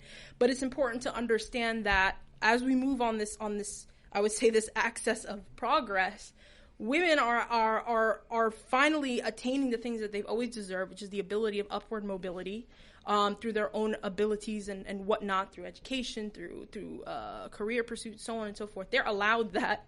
Many men see it as though it's something that has been taken from them. Yeah. And I'm like, you may have heard this phrase before, where if you being in charge or feeling comfortable means your knee has to be on my neck, then your idea of justice and power, or your idea of power, is convoluted. Yeah. It's rooted in violence. Unfortunately for men, the idea of power means that sense of violent submission. And I use the word violent particularly because when we think of the word submission, it is inherently violent. If I tell you, give me an example of submission, you think UFC in the octagon, and somebody has them into a grip where they can't breathe and they have to tap out. That's what submission looks like to people. Do you see what I mean? I was saying right before we jump into submission, I want to hit on the portion of men being the survivors or the victims, because we haven't hit on that. We haven't hit on that at all. You said abusers. There's certain things they look for. Yes. What are some traits that woman abusers look for in men? Are they looking for a man that's shallow, low self-esteem, very nice, very passive, right? And on top of that, we think that domestic abuse can't be viable for men because it's not physical, right? Well, it's not always physical. It's not always. But it is physical. Okay, it's not always physical. And when it comes to a woman emasculating a man so they can be on top, is that a form of domestic violence as well? Yes, because it's emotional and psychological. It fits under those two categories. And it's it's all the same algorithm. An abuser sets to look for someone who they can see their vulnerabilities. And before that, when they recognize that person's vulnerabilities through getting to know that person, they also recognize, does this person also want me?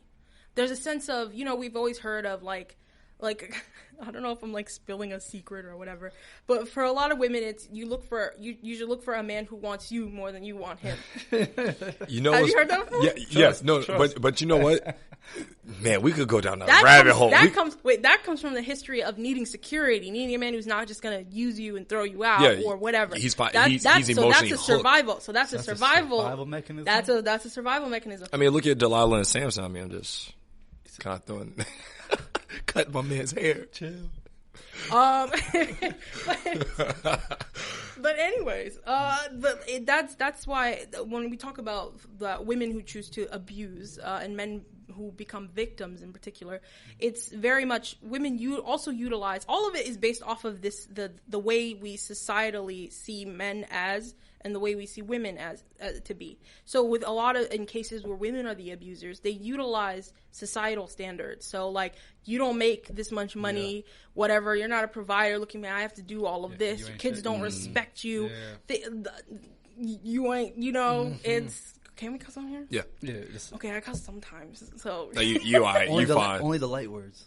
Yeah. Once you start getting like Samuel Jackson type of cussing, we start getting out the bleep machine. Exactly. No, but when women say that phrase, and I quote, "Men ain't shit," it is just as I feel like it is as incendiary. At least the intention behind it is incendiary. For many, is incendiary on some hands, but for other people, you know, it's a phrase from exasperation, from those experiences. So, but at the same time, it's still a very painful phrase that people say, just as it's incendiary for men to say, you know, just left my mind. When what's it called? I'm trying to remember. When men say women or wives have to be submissive, that's an incendiary. That's also an incendiary one. So it's like, I just see from someone who really, I usually take a step back and like to look at what's going on. It just shows you violence is so pervasive. It's very much one side and the other side, and who can overcome the other.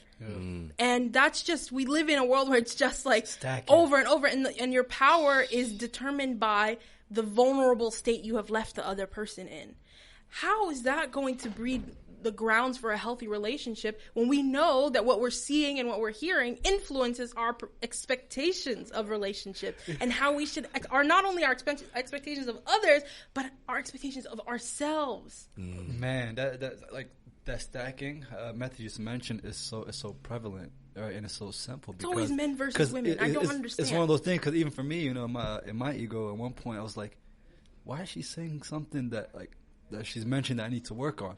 I need to find something about her that she needs to work on. Tit for tat. You know what I mean? And it's just like, that's all that it is. And it just makes the situation worse. That's not what you do with a partner. Like, they're telling you something that you need to work on, go work on it, right? And then if there's something that you want to share with them, that might not be the right time to talk about it. Wait for a happy time to talk about it. Wait for a good time. If that's really your intention, to build them. But if you just want to keep stacking, then you just going to just let it out. Because sometimes delivery is everything, right? Because what you say, I was listening to a podcast, Relationship Theory, with Tom Bouye and his wife Lisa Bouye.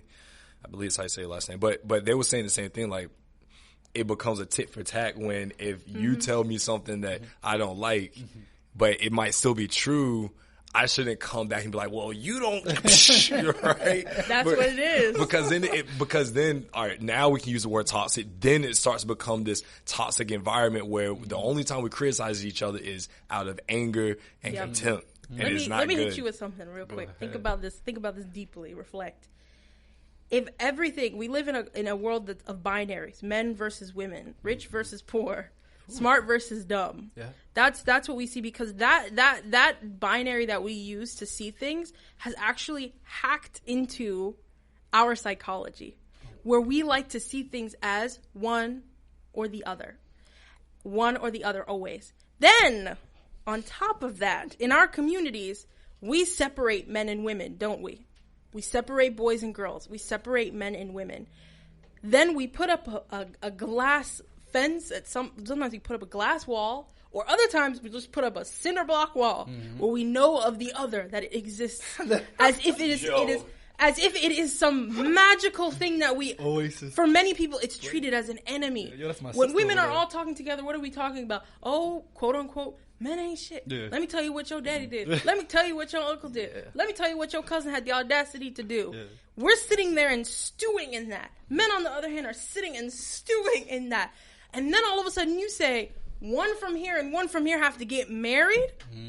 You might as well call it a showdown. It is UFC 267. It is about to be a showdown, because these are people who have been primed to see everything that's wrong with the other person. That's how community is an influencer in the way that we interact with one another, the way we communicate with one another. I remember being in Islamic school. I wasn't allowed to speak to nobody who was not a girl. It was like, I thought if I spoke to that boy, it's a one-way ticket to Jahannam. I was like, I can't talk to nobody about this. Then I who do you can't get go to then who do you get advice from? Then I'm supposed to wait, record scratch. Then I'm supposed to be married to one. I ain't even had the conversation about the weather yet, and I'm supposed to be married to one? Go there and say something. Do you see what I mean? Look at how we're setting up our communication skills. The way we talk to our mother, the way we talk to our father, insanely different if you're a daughter, if you're a son. Yeah. Everything is, obviously there's a reason to why there are two different genders, but it's not because we're two factions that exist, coexist, but we are two halves of a whole that are supposed to interconnect and work. It's not wrong for people to get to learn how to interact with other people and to talk to them, because you learn what's right and what's wrong. Because if your first time talking to connecting with a Muslim woman is when you are married and you're going to your wedding bed, it becomes a transaction. Your whole interaction is a transaction. This person is primed with this expectation. Mm-hmm. This person is primed with this expectation. Disaster. What do you think is going to happen? Disaster. If I can't talk to my future husband about a regular debate where we talk about things that person likes, that person doesn't like, having opinions, saying I disagree, saying no, I don't think that's good. If we're not learning how to communicate with other people in that way, then you're letting two people who are completely unprepared into this kind of environment, and it's just it's very scary, and it's a recipe for disaster we're being honest, because then what we're doing is we're going into something that can harm someone, which is sexual relationships. That's the most complex territory to traverse, and then you're going to send that person off without not a map, no instructions, not a flashlight. Nothing. It's a cheat code, maybe something.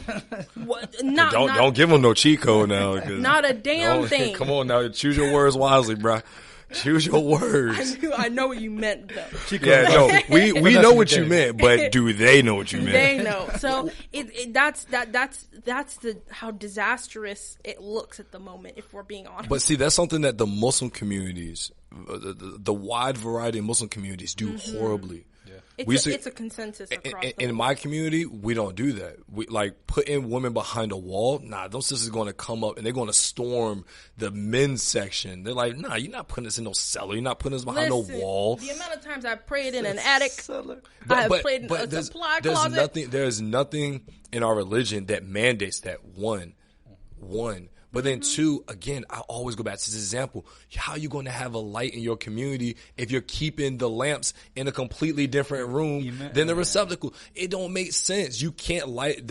We're supposed to be the Khalifas, the light of the world, the nur of the world. How can you do that if you're separating the two things that need to come together for the light to shine? I heard the best example from when I was with your community, but from Imam Pasha. He said the reason why the men are up front and the women in the back, because if anybody comes out through this door, we busting them before they get to the women, because the women are a prized possession. These are the queen bees. If the enemy or the perpetrator gets to them, then we've lost. That's like that analogy. You know what I mean? So I was like, now it's the other way around. They're behind us because they're behind us in everything. You know? That's the well, then I always thought it was, as soon as you said, I think of this masjid, that we would visit from time to time, but my mom, she really voiced her opinion. She said, I don't want to go there anymore because I don't like being behind the wall. We were like, okay, cool.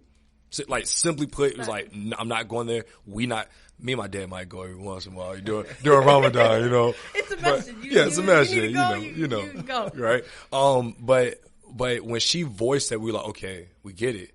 And I really started understanding when you were speaking, because I was just thinking about the imam saying brothers and sisters, and the brothers turn around and there's a wall, and you're just like, brothers, like, it's just us. If we're lucky, we can see it on a TV screen. And but if not, we're closing our eyes, imagining. I remember I spent I remember a good part of my childhood, I didn't even know what my imam looked like, because first of all, the TV screen quality back in the early 2000s. Oh, you had the brick TVs. I never, and God forbid I ever move towards him. He's always surrounded by men. How am I supposed to get I can't even say hello to my imam. I thought that was normal for a good while, that I can't talk to a man in a thobe. I just can't. It's somewhere I just can't go there. If I want to learn anything about the deen, I have to find another woman. I can't go to anybody. I can't ask those questions. It really translates across a lot of different things. And what you mentioned really pulled at my heartstrings. Like, it really is like the potential of, like, for example,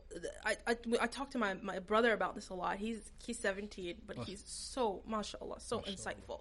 We have such conversations where I think that's also a byproduct of him, because we're 4 girls and then he's the youngest. Oh yeah, I gotta be insightful. So so ever since he could talk, we were like, all right, step forward. What is your opinion?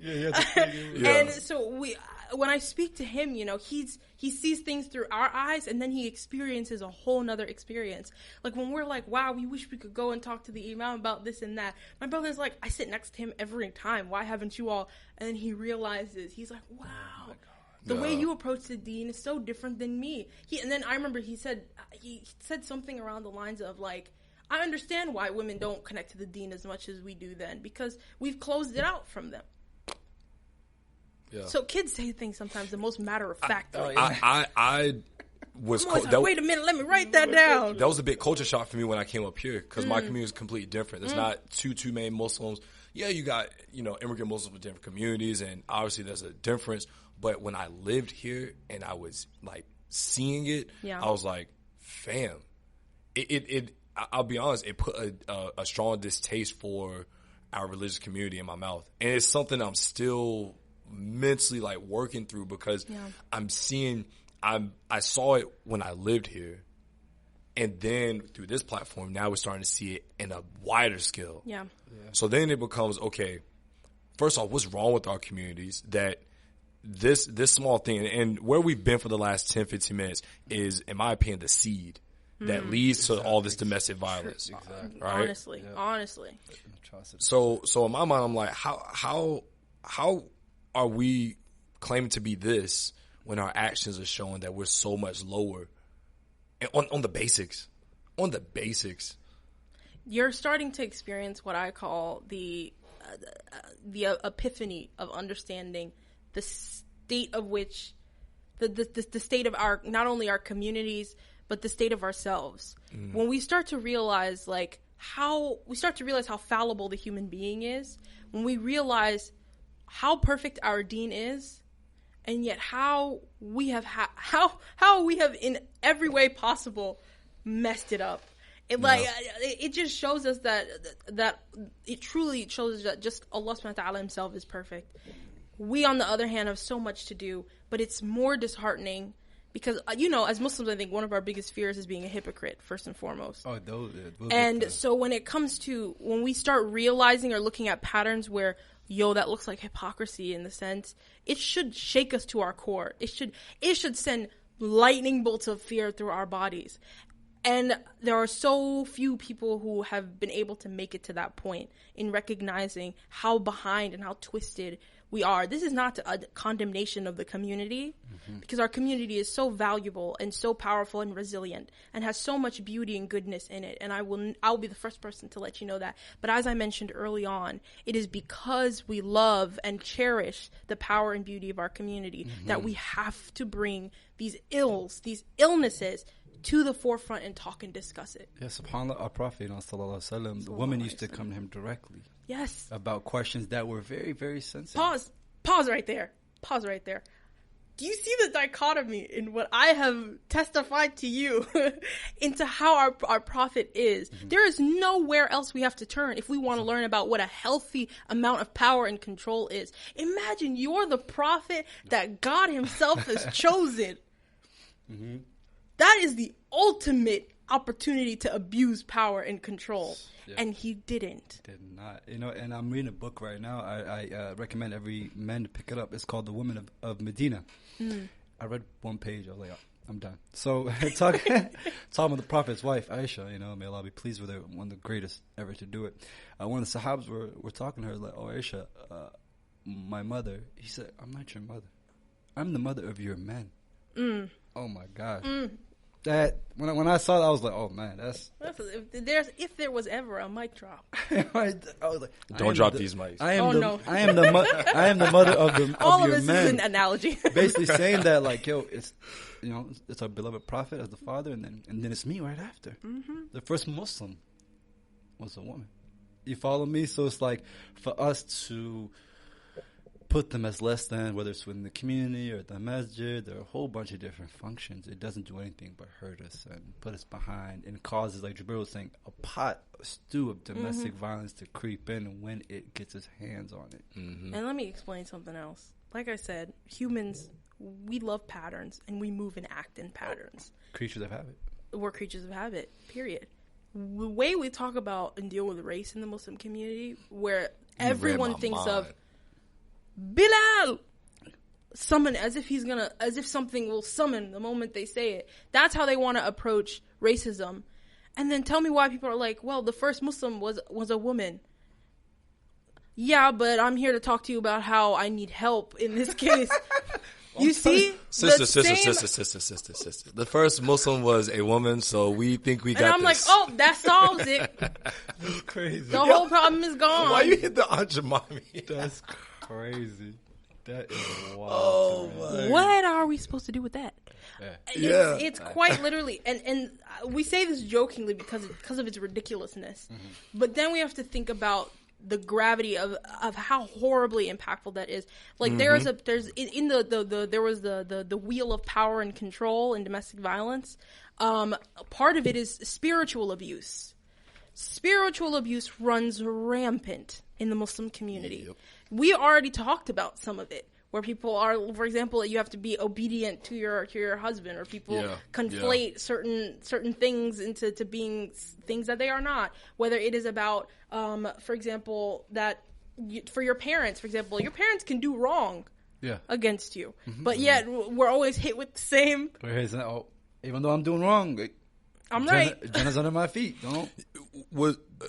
So I'm looking at the will. This will doesn't have like a one leads to the other, correct? Like it's kind of just like the different. It just kind of shows you as much as they can a comprehensive idea of the different forms of abuse in our life that aligns with societal and structural challenges. And what we'll do is for the people that listen that are interested, we'll get you. Well, you've already emailed this, but if you have like a link, we'll put a link so that anyone can get this information, right? Link in the description of this video and the audio, right?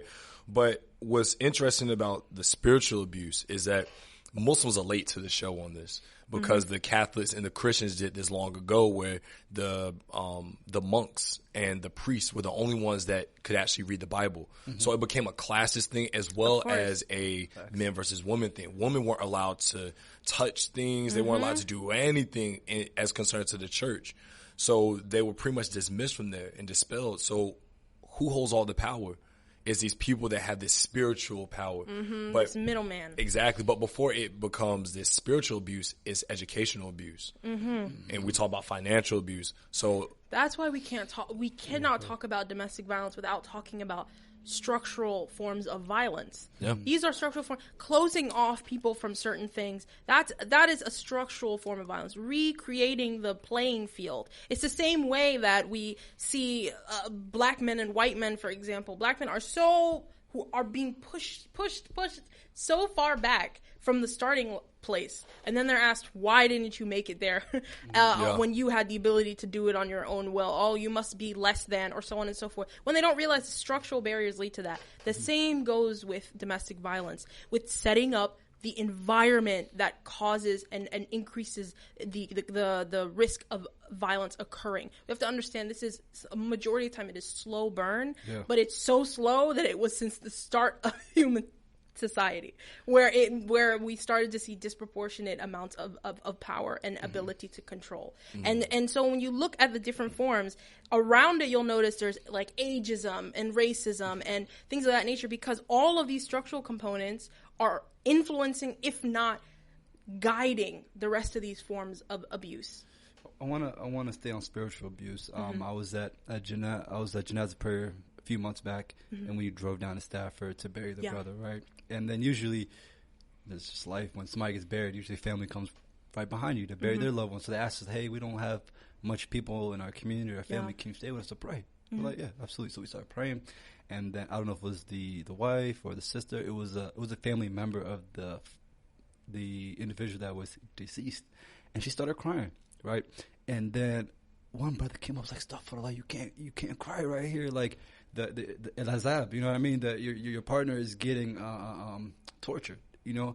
And I'm sitting there, I was like, "Yo, bro, take it easy on her, bro. I think that mercy will go a lot longer than what you like." He literally, I was like, "Yo, bro, she's lost somebody. Just chill. Like, you can tell her to move, but just give her." So, on top of that, it says religious text on here, right? And how that woman or individuals can be abused that way. Is it the text itself that can be abused, or is it just the interpretation of the meaning of it? Because it's like, okay, the Quran, you need a guide or somebody to help you understand it, because it's very complex. So when you see something and you have a question, you can't go to your partner because they don't want you to learn that type of stuff. Then you try to go to the imam and you can't even find time to schedule it. So let alone get to the imam. And then you can't go on YouTube because your phone is tracked and you can't look up certain things at that point. So it's almost like you're trapped altogether. So from like a spiritual sense, I don't know. I'm trying to understand, like, the truth is the truth. So it's like, even if you know the truth, how can it be manipulated? We have to remember that the victim at this point, remember, all of these forms of abuse are happening at once. And so this is a person who's been emotionally abused, for example. Their sense of self, their self-esteem, their identity, and so on has been permeated by this abuser. And in that process, spiritual context, like using Quranic texts or what's it called? A hadith that's probably not very well verified or that's strong. Because each person that sends out information, no matter what, it's going to be biased in the sense of your interpretation of it, your understanding of it. Remember, abusers make the choice to abuse. So this is a decision that they have made to manipulate either texts or the situation. For example, we look at the number. There are a lot of people who think they're scholars. Pause there for drama. There are people who think they're scholars. Everybody in the back like, whoa!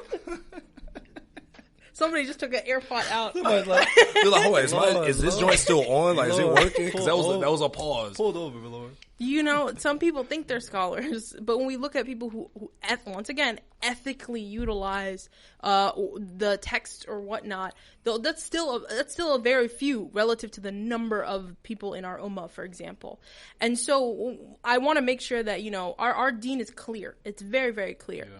It's when it's run through different people that it becomes murky. If I take bath water that's clear, pristine, I run it over myself, pass it over to someone else, they run it over themselves, what happens to that water? It's got COVID. You may need a booster shot. Booster shots are also now available to people over the age of 65. This ain't no sponsorship. Don't cut that out. I promise I'm not paid.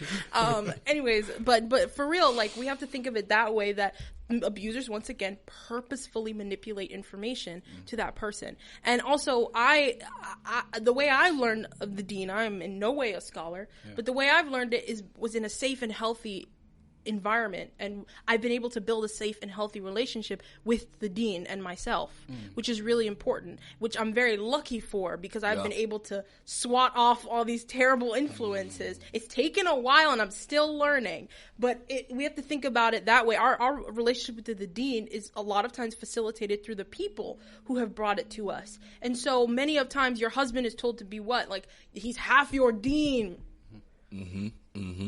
He's half your deen. Do you know how much power that gives him to manipulate the deen to that person so that he can get what he wants? We have to think about abusers as 100% conscious people who are making these decisions to harm this person. Yeah. Their one goal is just to get what they want, and there's no boundary. If they're able to destroy someone's psyche and self-esteem, the deen is nothing to them. They will do that too. But was I guess a little bit different with this, and correct me if I'm wrong, what I'm finding is different with the spiritual aspect and specifically the text, right, is that sometimes it's just bad learned behavior that you don't even know. You know how they say there's things that you know, things that you don't know, and things that you don't know that you don't know? Mm-hmm. It falls into one of those categories where it's like, when we first met, he would say things. He was like, "Oh, like that's our religion." I was like, "Fam, no, it's not." Like I know for a fact that what you just said is not a fact, right? But if you don't know, then you take that into your marriage, and then you can abuse it. You internalize it. Who you are. So it's like, it's back what I said about the Catholics. It's like you have a whole population of ignorant people, and then people that are like, "Oh, I think this is right," and then they take it to truth, but it's really abusive towards your wife, your family members, so on and so forth. So I think there has to be a re-education, and there has to, again, that's about us being accountable to one another as a community. Yeah. If I see my brothers tripping, I'm like, "Yo, fam, like you wildin', like come to the Salika," right? Yeah. like we have to facilitate a space where we aren't shamed into learning, and we aren't putting the expectation that all of us need to be hafiz and sheikhs. But that's where we are, where a lot of people are. A lot of our unfortunately, a lot of halakas, many of them, the theme is shame. The theme is guilt. The theme is be ashamed of yourself. Like, that's the way that the information is delivered. A lot of times, deen is delivered in that way, which is really scary to do that, to be the facilitator of that. But on top of basically from what you said, I really wanted to just emphasize, when we think about accountability, it has to begin with those who hold the most responsibility. Like with what is that phrase? With great responsibility. With great power comes great responsibility. There you go. We got it right this time. Just Peter Parker. With great power comes with great responsibility, and it's very scary that some people have stacked the deck to have all the power, but have not taken responsibility or accountability for the effects of that power. And to do that with our deen is so scary, because there are a lot of women who their relationship with their own deen is toxic. Think about that. You start to see the deen, unfortunately start to see Allah subhanahu wa ta'ala as someone who's out to get you, because every image you have of the deen is a man who has been out to get you. Whether it's your imam, whether it's your father, whether it's your husband. Yeah. That's what you see the deen as. If we close our eyes and think of the deen, sometimes it's women with hijab, but mainly because that's been politicized. But a lot of times for us within the community, intra-community in particular, it is men. That's what it is filtered towards. And spiritual abuse is so dangerous for me when I think about it as a Muslim and a practicing Muslim woman. It's so dangerous because I'm lucky enough to have a healthy relationship with my deen and see how that makes me who I am, then to imagine if someone has a toxic or dangerous relationship with their deen because of another person. Yeah. Who is that person? Exactly. What is left? Yeah. What is left? It's so extremely dangerous. And I think that's also why organizations like my own are really important, because it is by and for the communities we come from. So when we talk about it, we can recognize that spiritual abuse in the Muslim community is such an important thing to discuss. So what are some of your plans to open up the eyes of the Muslims? Because as Muslims and the Ummah, we are emergency responders. We only respond to emergencies. Yeah. So whether it's Palestine, Afghanistan, Sudan, Egypt, if it's an emergency, then we go. But if it's regular, we don't worry about it, no matter how much problems they have. Yeah. And we may think that domestic violence is not an emergency, but after you showed us the figures, 1 out of every 3 women are affected by domestic violence. Once a woman is raped for the first time, the stats show that she's going to be raped 20 more times. That's an emergency. Many more right? times. So it's just like, how do we what do we do from here? Like, how do you make people care? If it's everywhere, and it affects us. Generation is so subtle. That's a big question, but luckily I'm prepared with a big answer. Good. Alhamdulillah. That's why we got you. When it comes to, the way I approach people is through our basic human psychology. And one of the best ways to teach someone something is to mirror it. And if you are the sole person that does it, you're beginning a movement of many people doing it. We have unfortunately been shown and mirror the behavior of this is okay, this is not that big of a deal. So we've become desensitized. We have been told in our minds that this is not something to be alarmed by. This is not something to have a alarming response to. So we have become numbed. We have become desensitized to it. It's something that does not move us.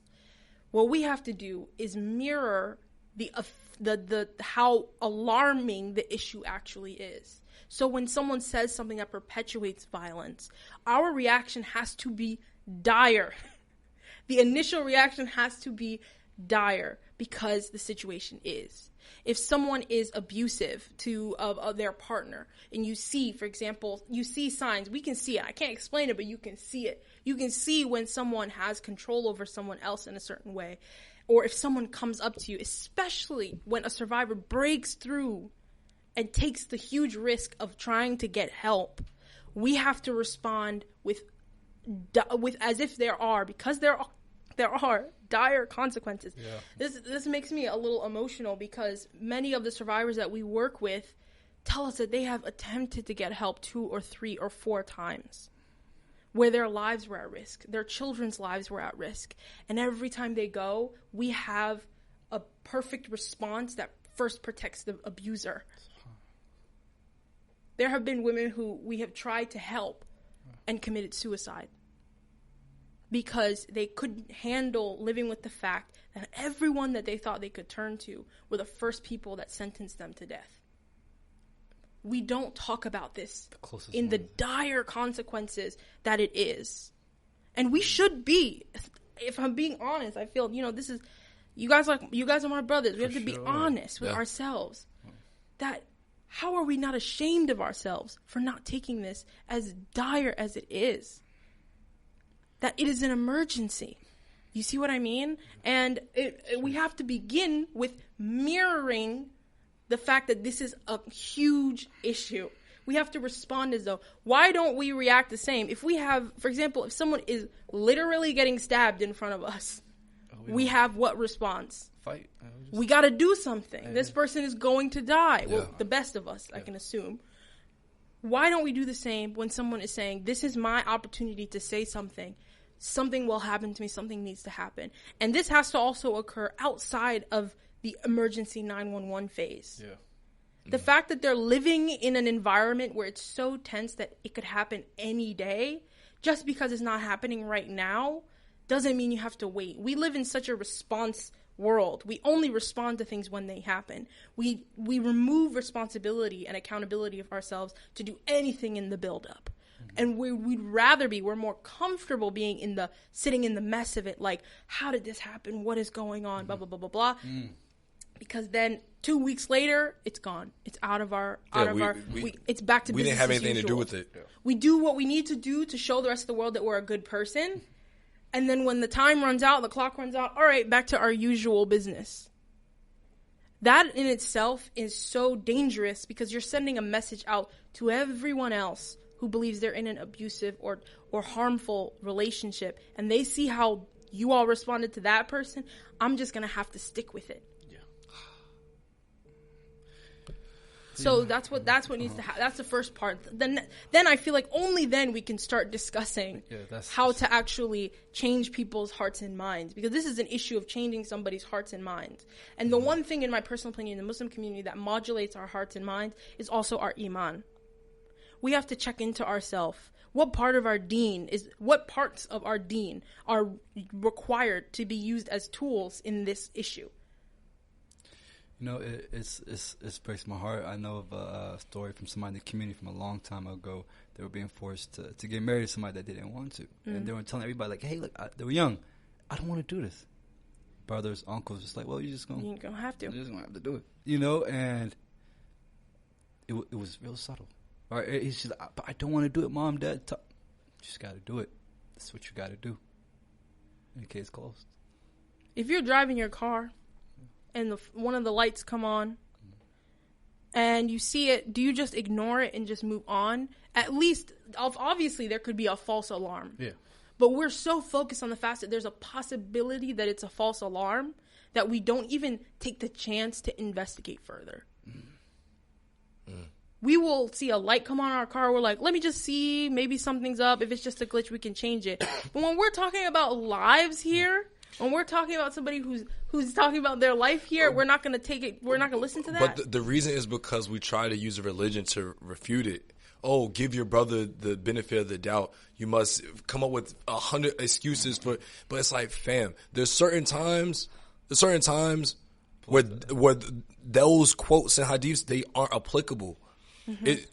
we were talking. I was telling you about the Somali brother who was saying how he wanted to get 4 wives, right? You got that on the money. So one of my spiritual guys, I was asking him about, multiple wives, and he said there are certain things that Allah commanded that are halal that is only contextual under a certain time and place. Mm-hmm. When that was revealed, when that ayah was revealed that we could have 4 wives, it was because you gotta look at when it was revealed and why. Men were dying at war. Mm-hmm. So all these women are left with their widows, they got children, they're poor, they have no education, so they need to be married to these men that now have money from the booty they got at war, and they can take care of multiple women. Mm-hmm. Right now, he said it doesn't make sense. So how can that be halal for you because you want to use it as exploitation? Mm-hmm. That's as haram as it gets. True. So we have to stop using our religion as a means to say, but no. There's certain times where there's no but, and you have to do your due diligence to be a good human, because that's what this religion is about. It's about making us good humans with good character. Y'all hear that? No, Jabril's right, but it's like, listen to your parents, but listen to your husband, but. What is that? What are they running from when they say "but"? They're running from the accountability, responsibility. They don't have to act. Yeah, they don't have to do anything. They're running away from that, and it's you couldn't have said it any better at all. Because what we have here is, once again, I'm a nerd. I'm a neuroscientist at heart. With our neural network, subhanAllah, the way that a neuron functions is that for it to fire, it has to reach a certain threshold, and once it reaches the threshold, it has to happen, right? But it takes a lot to get it to reach the threshold. Okay. Why are we talking about specific emergency scenarios, and why have we pushed the threshold so high up? I see what you mean. What is the reasoning for that? Because Allah subhanahu wa ta'ala put this gauge in for a reason, because there will be issues where that will have to be enacted as a solution. If we see someone light a candle, do we run up with a fire extinguisher? No. Yo, that's funny. That's a great example. I like to break things down in these kind of examples and analogies, because we use different definitions in different contexts. And unfortunately, with things like race, with gender, with relationships, with things we call sticky or difficult, we like to change the definition on things. Oh, but not in that kind of case, or that's not really what it means in this case. So we have to ask ourselves, what is the reasoning behind this? Mm-hmm. And we have pushed the threshold so forward that it is, at some points, what you're doing now is making these solutions that Allah has given to us arbitrary. The guidelines that Allah has given us, we have now tossed out the window. Yeah, they don't stand on anything that applies to us. Yeah. But why are we so quick to do that when it comes to women, when it comes to marriage, especially when it comes to marriage, because marriage is so important it's so beloved to Allah subhanahu wa ta'ala. Why are we willing to move the threshold to do all these certain things that will cause harm in some way or the other? So it is a form of exploitation. You couldn't have said it any better. Wow. So now we've and you can at me on that one. We've deep dived. Yes. We didn't dove in. We didn't open up the clam, got the pearls out. We know. But there's so much left. That's the thing. There's so much left that I don't think we are able to put on here in just this one sitting. Yeah. So for anyone that's listening, for anyone that wants to learn more, how can they learn more from you and your organization? Well, you're 100% right in that there are so many more conversations, because one conversation may make us feel good, but it also has a short lifespan. Yeah, it can disappear. Hopefully, this one won't, because you can listen to this podcast. You can listen to it and support it and push for more content like this. But it's really important for us first to recognize, our organization was made by members of the community for a reason. Our founder, she's now passed away, Amelia Missiledes, was a social worker who she saw something and then she did something about it. And that's what I personally believe. That's what makes a leader out of a follower. It's someone who sees something and does something about it. Even when the odds were against her, she pushed and pushed and did something about it. Our organization is now relaunching after her passing. We're very small in our abilities at the moment and what we're able to do. but the impact is limitless because of our methods, because of who we are. We use a uniquely trauma-informed and person-centered approach, ensuring and understanding that the context of each person is different and everyone is deserving of being treated within that context of theirs. And so supporting organizations like ours is really, really critical, but also we can't reach everywhere. And we're not just a solution. We're not a medication you just take once and everything's gone.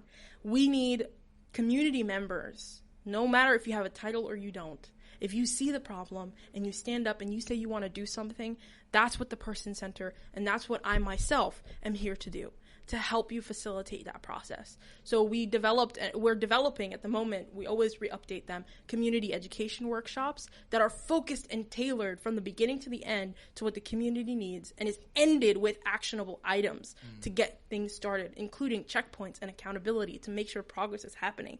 And so that's what we're here for. That's what we do. But we need, as a community-based organization, we need the community to engage and to begin. So if you're thinking about doing something for your community, whether it's small scale, whether you have no idea how it's going to go or how it's going to turn out, turning to the Person Center is where you want to start. We work in the DMV area. Right now, at the moment, we technically serve those in Washington, D.C., but we never turn away a survivor and we never turn away a community member as long as Allah subhanahu wa ta'ala brings them to us. So let me ask you, right now, there's a crisis going on with the Afghani people where they're flooding in here as well as many countries around the world. Do they fit within that frame of people that you guys help? Yes. Okay. Yes. And the reason I asked, because you start with you said for the African diaspora and immigrants of that particular region. So I just wanted to make sure that if anyone is come from there, they know. We help survivors that obviously we were created to support a need in the African immigrant and diaspora community. But what we realize is that our struggles are interconnected, and we're based off of a Black liberation ideology, one that understands that those who are the most oppressed have to be freed, in order for all of us to be freed. And that's the way that it is. And as an organization that's made by, run by Black women, Black Muslim women, young Black women in particular, we understand that that's how the world functions. And we understand that for us to turn anyone away would be to do exactly what other organizations and people have done to our people, because we didn't fit a certain eligibility criteria. And so we turn no one away. And for those who are newly coming in immigrants, or those who are new refugee families or whatnot, it is extremely important that they have the support and the help that they need at this time to prevent those who now 20, 30, 40 years down the line talking about what they've experienced without any help. So we don't turn away anyone. We help everyone. We have a small budget, but I basically work 24/7 because the need is there. The help is needed. And so we'll help in any capacity that we can, but we need everyone else's help. And so if you're interested in becoming a TPC sustainer, you can keep our work alive. And right now we're obviously still in relaunch. Our website is coming together, but we'll be taking donations soon.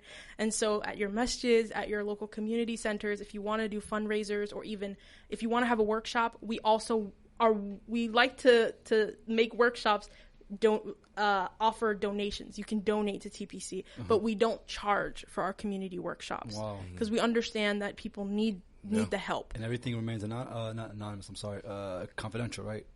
If we're organizing, that's why it's very contextual to each community. If there wants to be a closed listening session, for example, where everything there's privacy and confidentiality that's ensured, we will do that. We're mandated to do that. And for all clients who come up to us, and I use the word client because that's the technical term, but for survivors who want to come to us, your experience entirely is confidential and private, and we are mandated reporters, so we'll be able to help along the way. Beautiful. You guys heard it here first. Bro, I don't think there's anything else to add. Thank you, Lul, because again, this is the month for the conversation, but it's just like African American History Month or Black History Month. It should not be defined to just one month. This is something we have to talk about all year long because it's not just confined to a month, right? So we thank you because this is a conversation that two guys can't sit down and just have without, first off, someone with your knowledge, but then someone that has your experience in the field. and you're a woman, right? And that's important. Which is very important. So, we are happy that you're using our platform. We're happy that you're taking people that are listening to this and making them accountable, and that there's action that they have to take with this now. So thank you. Thank you. It's important to realize, that to support a survivor, you don't need to have the education. You don't need to have the resources. You don't even need to have the capability. You just need to have the will. The will to do the right thing, the will to support people. And I believe in our dean in particular that we are prescribed to do so. And so I hope everyone takes some time to use some introspection, to look back, to think, to use the power of dua as well, for Allah subhanahu wa ta'ala to grant you freedom from whatever things are keeping you from being able to help. And for survivors, if there are any who are listening, because there's always that chance, you matter, you're worthy, you're strong enough, and there are people here to help you everywhere that you turn. Always reach out, and we'll find you, inshallah. I mean, we appreciate it, especially your neuroscience background, because you're able to break down how the brain works, and once you understand how the brain works, you can use it to your advantage, because abusers, corporations, society will use that same tactics against you. Exactly. You beat the algorithm. All right. Well, thank you, Lul. But for all those that are listening, if you want to find out more about Lul and her work, where can they follow you on social media or like websites or anything like that? Yeah, right now my Instagram and my Twitter are both the same handle, at the Lul Mohamud. And so you can just find me there. And TPC is the same handle, Person Center DC, on Instagram, Facebook, Twitter, and LinkedIn, just to plug all of them. But yeah, so stay tuned there. You'll get more information there. And if you have a survivor that needs support, we will, you can always contact me in whatever way that's easiest for you. But on our website that will be coming out later in the month of October, there'll be more information as to how to reach out and get the help that you need. All right. And Jabril, if they want to reach out to us and get more information about Lul, our organization, or what we're up to, how can they do that? Yeah, so if you guys want to get more information out of us, you can find us on Instagram and Twitter. That's YOUNG, the letter N, Muslim, Young and Muslim. And you can find us on YouTube as well by looking up the Young and Muslim podcast. But Muhammad, if people want to share this, if they're viewing this for the first time, where can they actually listen to us? Absolutely, Jabril. So you can listen to this episode and all of our other previous episodes on any major streaming platform that you may listen to music or your podcast: SoundCloud, Apple Podcasts, Google Play, iHeartRadio, Pandora. Like, mashallah, the list goes on. So make sure you listen. Please, please, please. Leave us a rating, whether it's 1 star, 5 star, it doesn't matter. We just want to know how we're doing. This helps people. Barely 5. Oh, 5, please. With a conversation like this, leave us 2 reviews. This is bomb. But yeah, definitely, Jabril, let's go ahead and wrap this thing up, man. All right, so for the last 2.5-ish hours of an amazing, mind-blowing conversation that all of you guys need to share. You have been listening to the Young and Muslim podcast. I'm Jabril Salam. And Muhammad Hassan. And this is Lul Mohamud. And we leave with the greens of peace. Asalaamu Alakum. Peace. Peace.